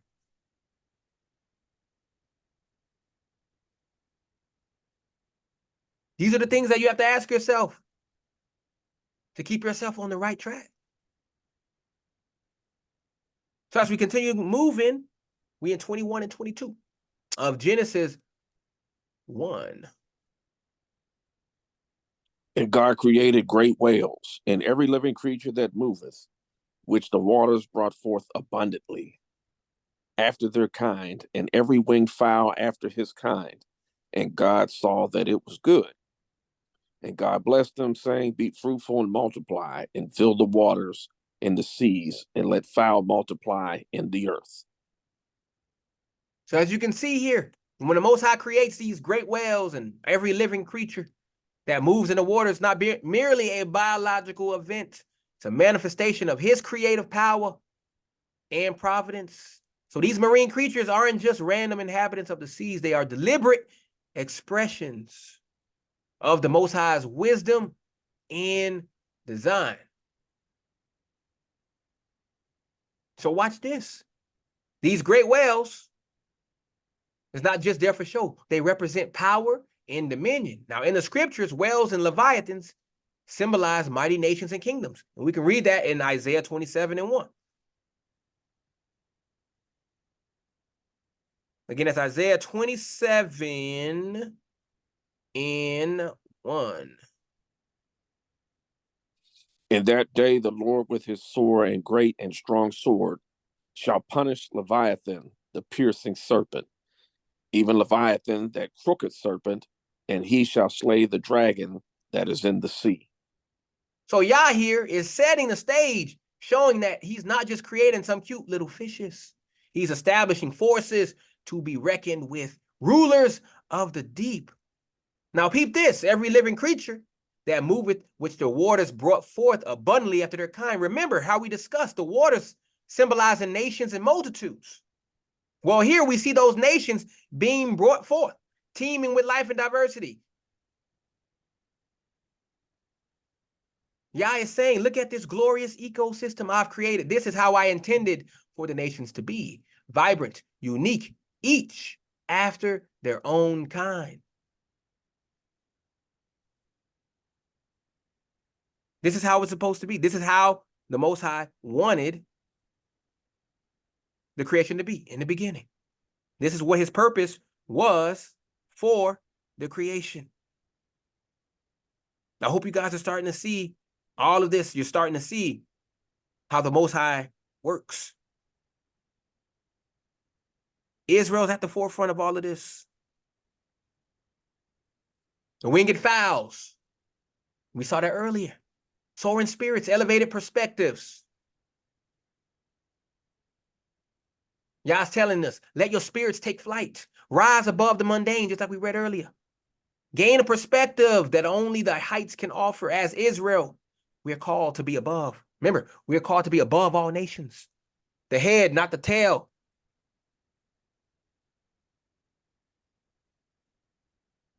You got to go higher to see the bigger picture, to grasp the divine vision that the Most High has for us as a nation. And God said again, the Most High said again, it was good.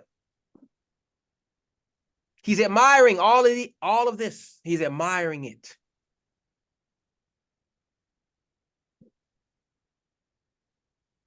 And God blessed him, saying, be fruitful and multiply. Fill the waters and the seas and let fowl multiply on the earth. Yah isn't just giving a polite suggestion here. He's issuing a divine command. This isn't just about having babies, although that is a part of it. It's about expanding our what? Influence, our wisdom, our spiritual dominion in every sphere of our life. So what's the takeaway for you, Israel, in these verses? Yah has given us a divine mandate to what? Be fruitful and multiply. Not just in the physical sense, but in every aspect of our lives. We're called to expand influence, wisdom, spiritual dominion, filling the earth with the truth and power of our heritage. Just as the waters brought forth life, we're to bring forth the abundance of Yah's truth, soaring high like those winged fowls, gaining a perspective that transcends what? Earthly limitations. So these two verses isn't just a descriptive passage, it's a blueprint for our lives as Israel. Yah has created a masterpiece, vibrant ecosystem of life, power, diversity. And he has called us to be active participants in this divine symphony. We have to be more than just spectators. We're the ones that are called to be fruitful, to multiply, to fill the earth with the truth and dominion that Yah has intended for us as his chosen people. So next time you see a massive whale breaching the surface or a bird soaring high above, remember that's a symbol of the power and perspective that Yah has bestowed upon us. And just as he commanded them to be fruitful and multiply, so too has he commanded us. So we have to step into our divine mandate. We have to be the people that the Most High has created us to be, unbound by the limitations of this world, soaring high and bringing forth the abundant life that Yah intended for his people, Israel. You see, it's all about you. It all ties back to you, Israel. All of it ties back to you. So we're going to continue it moving. Watch this. Verses 22 or 23 and 24. And the evening and the morning were the fifth day. And God said, let the earth bring forth the living creature after his kind, cattle and creepy things, and the beasts of the earth after his kind. And it was so. So again, at the surface, these verses, hey, they may seem a mere recounting of the animal kingdom's inception, but to the eyes of the elect, they unveil profound allegories that resonate through the ages, echoing the very destiny of our nation, the true children of Israel. I'm going to take you on a journey. Watch this. For just as the Most High commanded the earth to bring forth the living creature after his kind, so too did he ordain that his chosen people would multiply and fill the earth with what? Their righteous seed. How do we know this? If we go to Isaiah 49 and 3, Isaiah prophet, he declares this. Again, it's Isaiah 49 and verse number 3. And said unto me, thou art my servant, O Israel, in whom I will be glorified. In whom the seed, righteous seed. And what are these cattle and creeping things that emerge onto the stage of creation? Pay attention. For these are what? Symbolic representations of the nations that would arise to vex and oppress our people throughout the centuries, crawling like vermin upon the earth and trampling underfoot the covenants of the Most High. It is why you see in Peter's vision, you saw the vessel coming down, and what was on it? All these different beasts. Call back to this verse right here. Because the northern kingdom was around amongst all those cattle, all those the creeping things, and all the unclean beasts. They were in those other nations, and that's what these beasts represent. Right here, right there. And those beasts were what? They were trampling Israel, or the house of Israel, the northern kingdom, because they were on top of the vessel. They were trampling over them. And isn't that what they do to us today? They trample on top of us, show you who the boss. This is what they do. Make sure you know they are in charge. Most High showing you here in this 24th verse. And we can see that if we go to Deuteronomy 28 and 43. Part of the curses. Most High was already showing you the curses right here. Deuteronomy 28 and 43. What does it say? The stranger that is within thee shall get up above thee very high, and thou shalt come down very low. Being trampled upon, just like the northern kingdom was in that vision of Peter in Acts 10. Yet, even in the midst of this prophetic foreshadowing here, the Almighty's sovereign hand is at work. What is he doing? He's ordaining the boundary and the limitations of these beasts. For they too must conform to the divine edict after his kind. In other words, watch this. These nations can never truly transcend their base natures, no matter how mighty or exalted they may have become in their own eyes, for they are but beasts of the earth, destined to ultimately what? Succumb to their carnal appetites and self-destructive impulses. As the prophet Isaiah foretold, if we go to Isaiah 17 and 13. Again, it's Isaiah 17 and 13 to see how these heathen act. The nations shall rush like the rushing of many waters, but God shall rebuke them, and they shall flee far off, and they shall be chased off as the chaff of the mountains before the wind, and like a rolling thing before the whirlwind. Don't you see it today, family? These people, they're so greedy. They're messing up their own companies. They're messing up the whole earth, polluting it all over because they cannot rise above their base nature. They cannot get out of the flesh. This is why they act the way they act. This is why they kill. This is why they rape. This is why they pillage. This is because it's who they are. It's in their nature. They are different from us. As Kendrick Lamar says, they're not like us. They're not like us. Not like us. We are different, set apart. The Most High showing you right here in this verse. But let's not lose sight of this overarching truth, family, that's woven in these verses.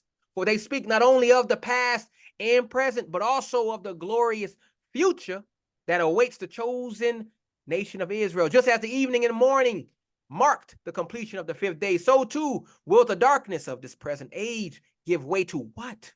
The dawning of a new era.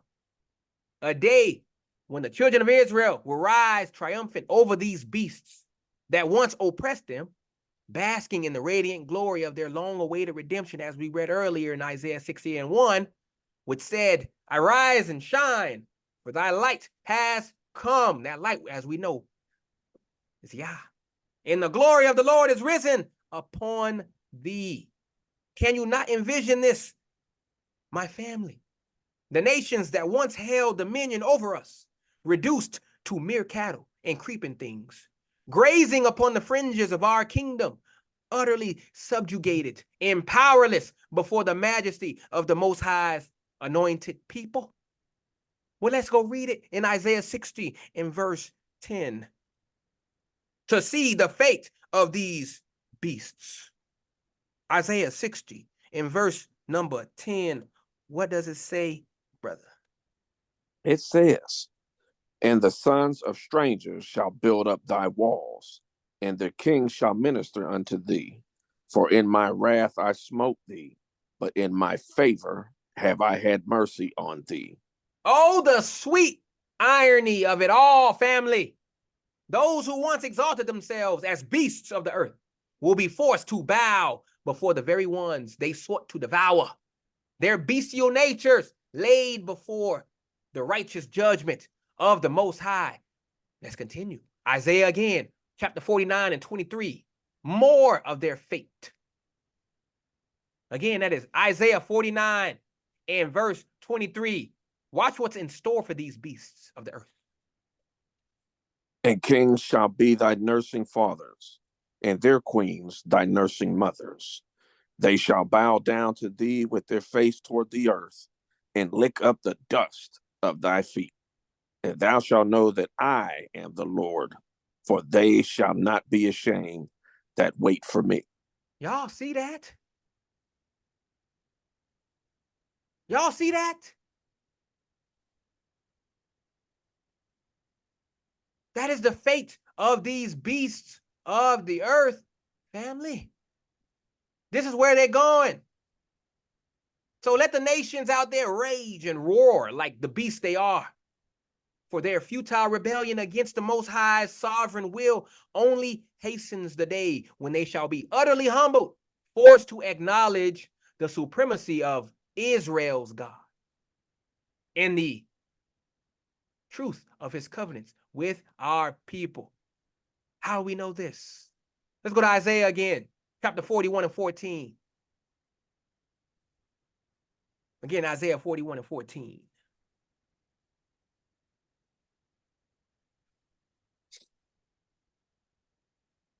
Fear not, thou worm Jacob, and ye men of Israel. I will help thee, saith the Lord, and thy Redeemer, the Holy One of Israel. So in that glorious day, family, the cattle and the creeping things will finally comprehend the true nature of their existence. Mere instruments in the hands of the Almighty, fashioned to bring about the exaltation of his chosen nation as prophesied in Ezekiel. Let's go to Ezekiel 39 and 21. We rapid fire right now. I'm showing it to you, family. I'm showing it to you. Again, that's Ezekiel chapter 39 and verse 21. What does it say? And I will set my glory among the heathen, and all the heathen shall see my judgment that I have executed, and my hand that I have laid upon them. So let us rejoice, family, for the evening draws nigh, and the morning of our redemption is at hand. The beasts that once prowled and ravaged shall be brought low, and the children of Israel shall what? Reign supreme, just as the Most High ordained from the very foundations of creation. And let's see the fate again of these nations if we go back to Isaiah 60 and 12. One of my favorite verses. Again, it's Isaiah chapter 60 and verse number 12. That's my favorite too. Ooh. For the nation and kingdom that will not serve thee shall perish. Yea, those nations shall be utterly wasted. Woo! Hallelujah. What? Yah? And praise be to the Most High Yah, whose ways are higher than our ways, and whose thoughts are higher than our thoughts. Even the cattle and creeping things shall serve as vessels to bring about his glorious plan for the redemption of his chosen people. So Israel, let the laughter ring forth. For the joke is on the beasts who dare to defy the Most High, and the punchline will be their utter subjugation beneath the feet of the children of Israel. But let's keep it moving. Verse 25 and 26. I hope you're starting to get it, family. I hope you're starting to see it. I hope you're starting to see it. 25 and 26, brother. And God made the beasts of the earth after his kind, and cattle after his kind, and everything that creepeth upon the earth after his kind. And God saw that it was good. And God said, let us make man in our image, after our likeness, and let them have dominion over the fish of the sea, and over the fowl of the air, and over the cattle, and over all the earth, and over every creeping thing that creepeth upon the earth. Y'all see that? Same thing. Talking about the same thing. You may think it's talking about animals, creation, and everything like that. No. But it's a prelude to the crowning achievement of man's formation in the image of the Most High. We already know, I already told you about who these beasts and cattle and these creeping things are. The nations. This is who they are. But even as these beasts here emerge from the creative hand of the Almighty, their limitations, as we know, were firmly established, for they can only exist after his kind, confined to their base natures and carnal appetites, as I said earlier, forever separated from the divine image that was reserved for the children of Israel, as we read in Deuteronomy 14 and 2, when he told us we are a holy people unto the Lord thy God. The Lord thy God hath chosen thee to be a peculiar people unto himself above all the nations that are upon the earth.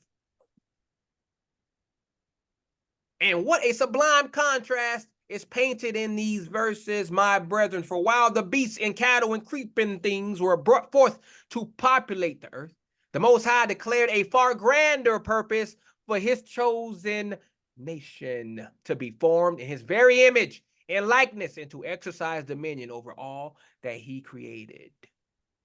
Uh-oh. Uh-oh.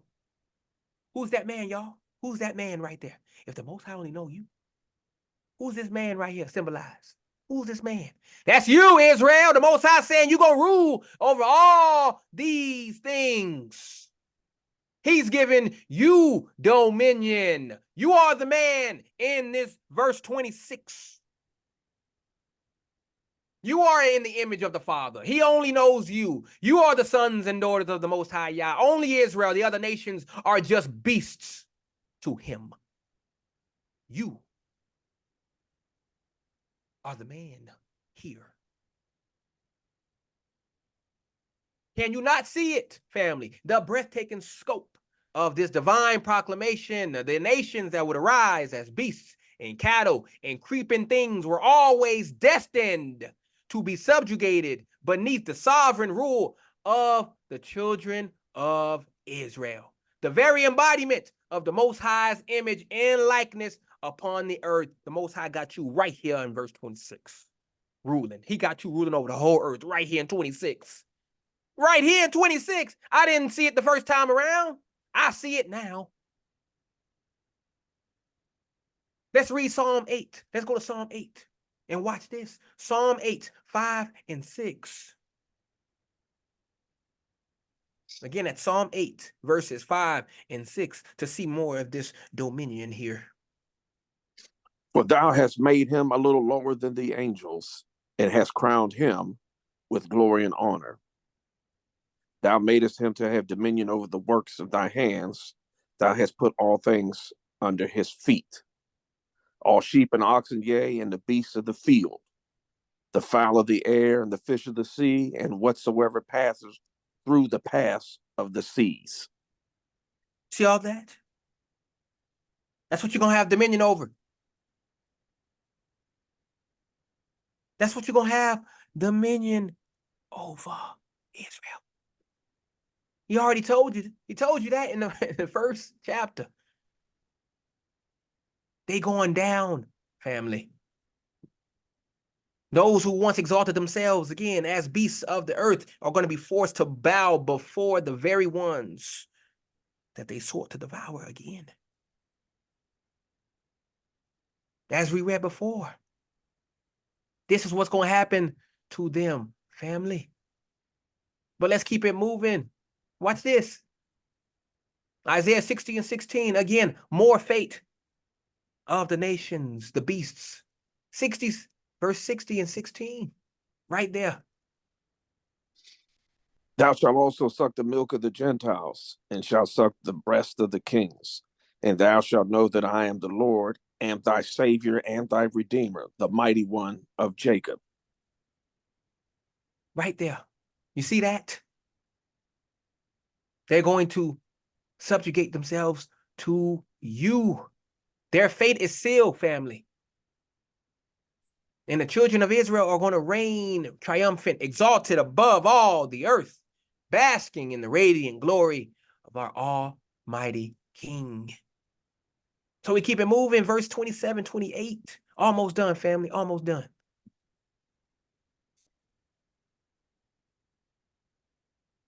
So God created man in his own image. In the image of God created him, him. Male and female created he them. And God blessed them, and God said unto them, be fruitful and multiply, and replenish the earth, and subdue it, and have dominion over the fish of the sea, and over the fowl of the air, and over every living thing that moveth upon the earth. So we have in his own image. For here, the Most High, right here, is consecrating our nation's lineage, setting apart the children of Israel as the sole recipients and embodiment of the divine likeness upon the earth. Not to the so-called beasts of the field was this sacred inheritance granted, but to us alone. confirming the supremacy of our position among the nations as we've been reading throughout this entire lesson. So we are above all nations. The Most High has separated you from the peoples. He has a plan for you. You are better than these people. Let them talk. Let them think that they're better than you. But you know from this foundation that I'm giving you here in this first chapter of Genesis, since the very beginning, the Most High said, hey, my people going to be above all these other people. He was saying that in the beginning. He just coded it. You just had to decode it. But this is what the Most High was talking about for you, Israel. You were always destined since the beginning of the world to reign above all nations. You are a holy people. Male and female created, he, them. Another glorious affirmation of the Almighty's intention for our nation to what? Be fruitful and to multiply and fill the earth with our righteous seed, a vast multitude beyond count.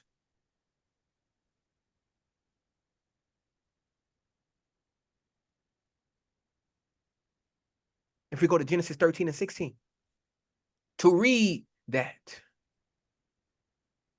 Again, that's Genesis 13 and 16 to see what the fate of you were to be, Israel.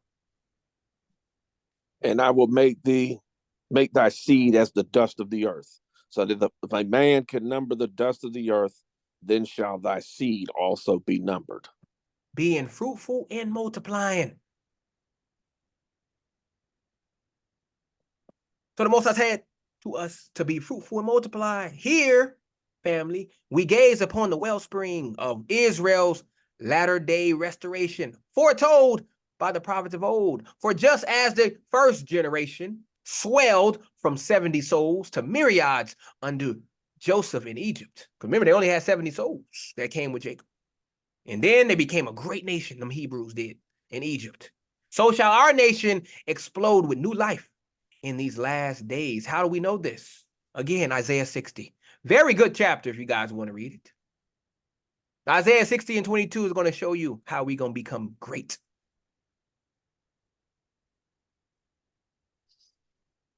A little one shall become 1,000, and a small one a strong nation. I, the Lord, will hasten it in his time. He's going to hasten it. He's going to make you a great nation again, Israel. See, we on the bottom right now. We're not a nation we're not a nation just yet. But when the Most High gets here, we're going to become a great nation. We're going to be fruitful. And we're going to multiply. The Most High is going to multiply us. So he tells us to replenish the earth and subdue it. And what does that mean to subdue it? Subdue all the beasts and the false ideologies that stand opposed to the Most High's perfect will for Israel's rise to the top. For the promised land, and indeed the entire world, is our everlasting inheritance.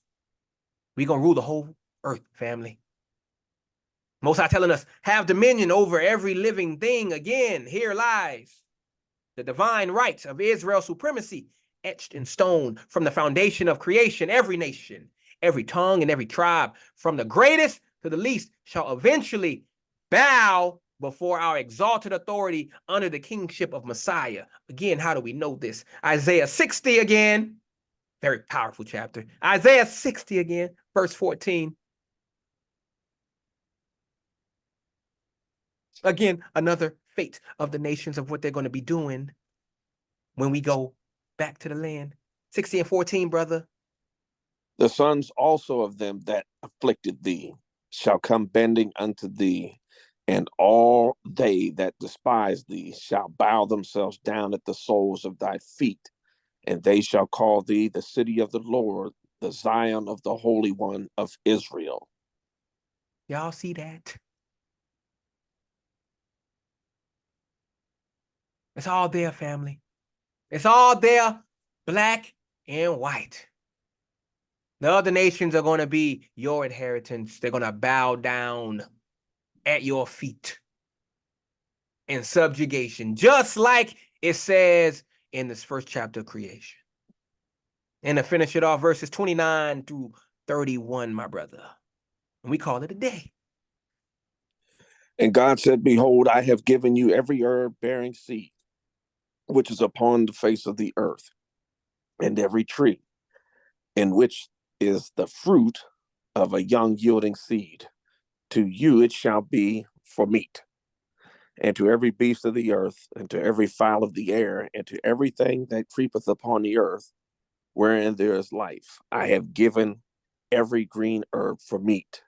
And it was so.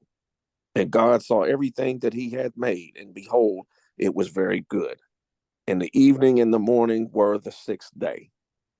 So we see here, breaking it down line by line here. Most High says, behold, I have given you every herb-bearing seed which is upon the face of all the earth. Now we know from the prophet Jeremiah that the herb-bearing seed is a metaphor for the word of the Most High, which is the everlasting covenant that sustains the very existence of Israel. If we go over to Jeremiah 33 and 20, here's where it says it. Again, that's Jeremiah 33 and 20. Thus saith the Lord, if you can break my covenant of the day and my covenant of the night, and that there should not be day and night in their season. Keep it going. Go to 21. Then may also my covenant be broken with David my servant, that he should not have a son to reign upon his throne, and with the Levites, the priests, my ministers. So the Most High is basically saying, hey, if y'all can make the sun and the moon stop coming out, I'm going to throw away Israel. Obviously, we know they can't do that. So we are always going to be the Most High's chosen people. We cannot be replaced, no matter how many times the church keeps saying it. We can't be replaced. This covenant is only for you and I, Israel. And what is this seed that is upon the face of all the earth here? None other than the scattered tribes of Israel, family, dispersed across the four corners of the earth, waiting to be gathered back into the commonwealth of the kingdom as prophesied by the prophet Isaiah. If we go to Isaiah chapter 5 and verse 26, here's where it says this. Isaiah 5 and 26. And he will lift up an ensign to the nations from afar, and will hiss unto them from the end of the earth. And behold, they shall come with speed swiftly. Coming back to the commonwealth of Israel. That's you. So when the Most High declares that he has given you every herb-bearing seed, he is affirming his covenant with Israel, that their seed, their descendants, will be as numerous and far-reaching as the stars in heavens, as we just read earlier in Genesis 13 and 16, where the Most High said, I will make thy seed as the dust of the earth, so that if a man can number the dust of the earth, then shall thy seed also be numbered.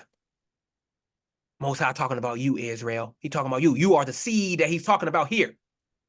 But what is this tree that yields the fruit which shall be our meat? It's none other than the tree of life, the eternal covenant of salvation that was promised to Israel, through whom the Messiah, Yeshua HaMashiach. Well, how do we know this? Well, the prophet Ezekiel foretold the tree of life will be restored in the latter days. Its fruit is going to be a sustenance and healing for the remnant of Israel. And we can read that if we go over to Ezekiel 47 and verse number 12. Again, that's Ezekiel 47 and verse 12. Watch this. And by the river upon the bank thereof, on this side and on that side, shall grow all trees for meat, whose leaf shall not fade, neither shall the fruit thereof be consumed. It shall bring forth new fruit according to his months, because their waters they issued out of the sanctuary. And the fruit thereof shall be for meat, and the leaf thereof for medicine. You see that? Talking about you, Israel. That's talking about you. And who is this you that shall partake of this fruit, this meat of everlasting life? None other than the elect remnant of Israel, the true sons and daughters of the kingdom, as promised in Revelation chapter 2 and verse 7.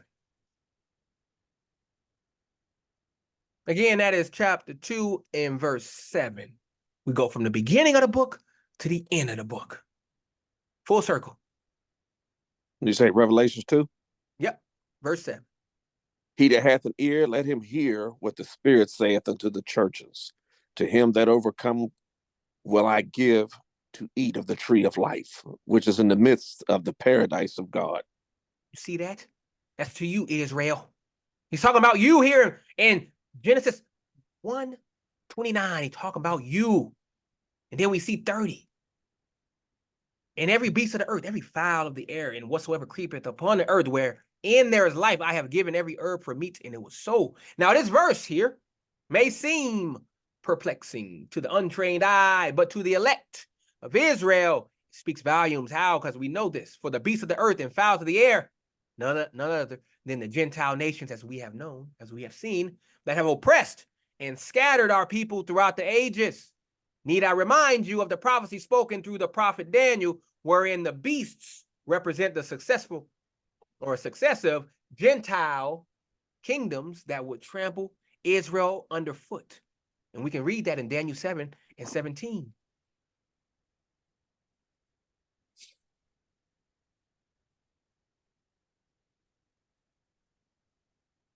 These great beasts, which are four kings, which shall arise out of the earth. You see that right there? It's all right there. But take heart, for the Most High has declared that he has given every green herb for meat. That is, he has granted us dominion over these beasts and fowls, subjugating them to the sovereign rule of the kingdom of Israel, as we read already in Psalm 8. And God saw everything that he had, and behold, it was good. So we come to the culmination of this profound allegory, wherein the Most High declares that his creation is very good, for it is the establishment of his everlasting kingdom, the restoration of Israel to its rightful place as the head and not the tail, the fulfillment of the covenant with our fathers, Abraham, Isaac, and Jacob. Can you not feel the tremors of excitement, family, as we stand on the precipice of this glorious new age? Can you not feel it? The age wherein the prophecy of Isaiah shall be made manifest. And what is this age that we're talking about? If we go to Isaiah 9:6, we see it right here.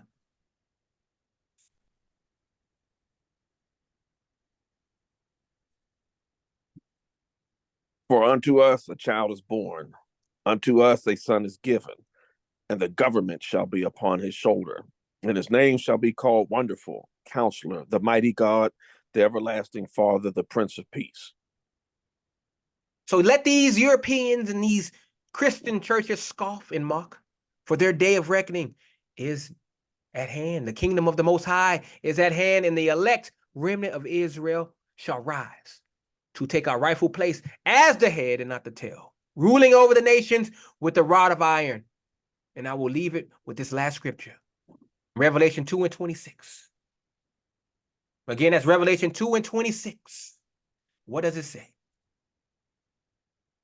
It says, and he that overcometh and keepeth my works unto the end, to him will I give power over the nations. And with that, I end my sermon. I hope you guys understood what I was trying to tell you. We all over this creation story, family. I hope you guys were spiritually edified, as I was when I first got this knowledge downloaded into my spirit. Again, thank you guys for listening. Thank you guys for coming to listen to the word of the Most High Yah. All praises and great glory in his name. Amen and amen.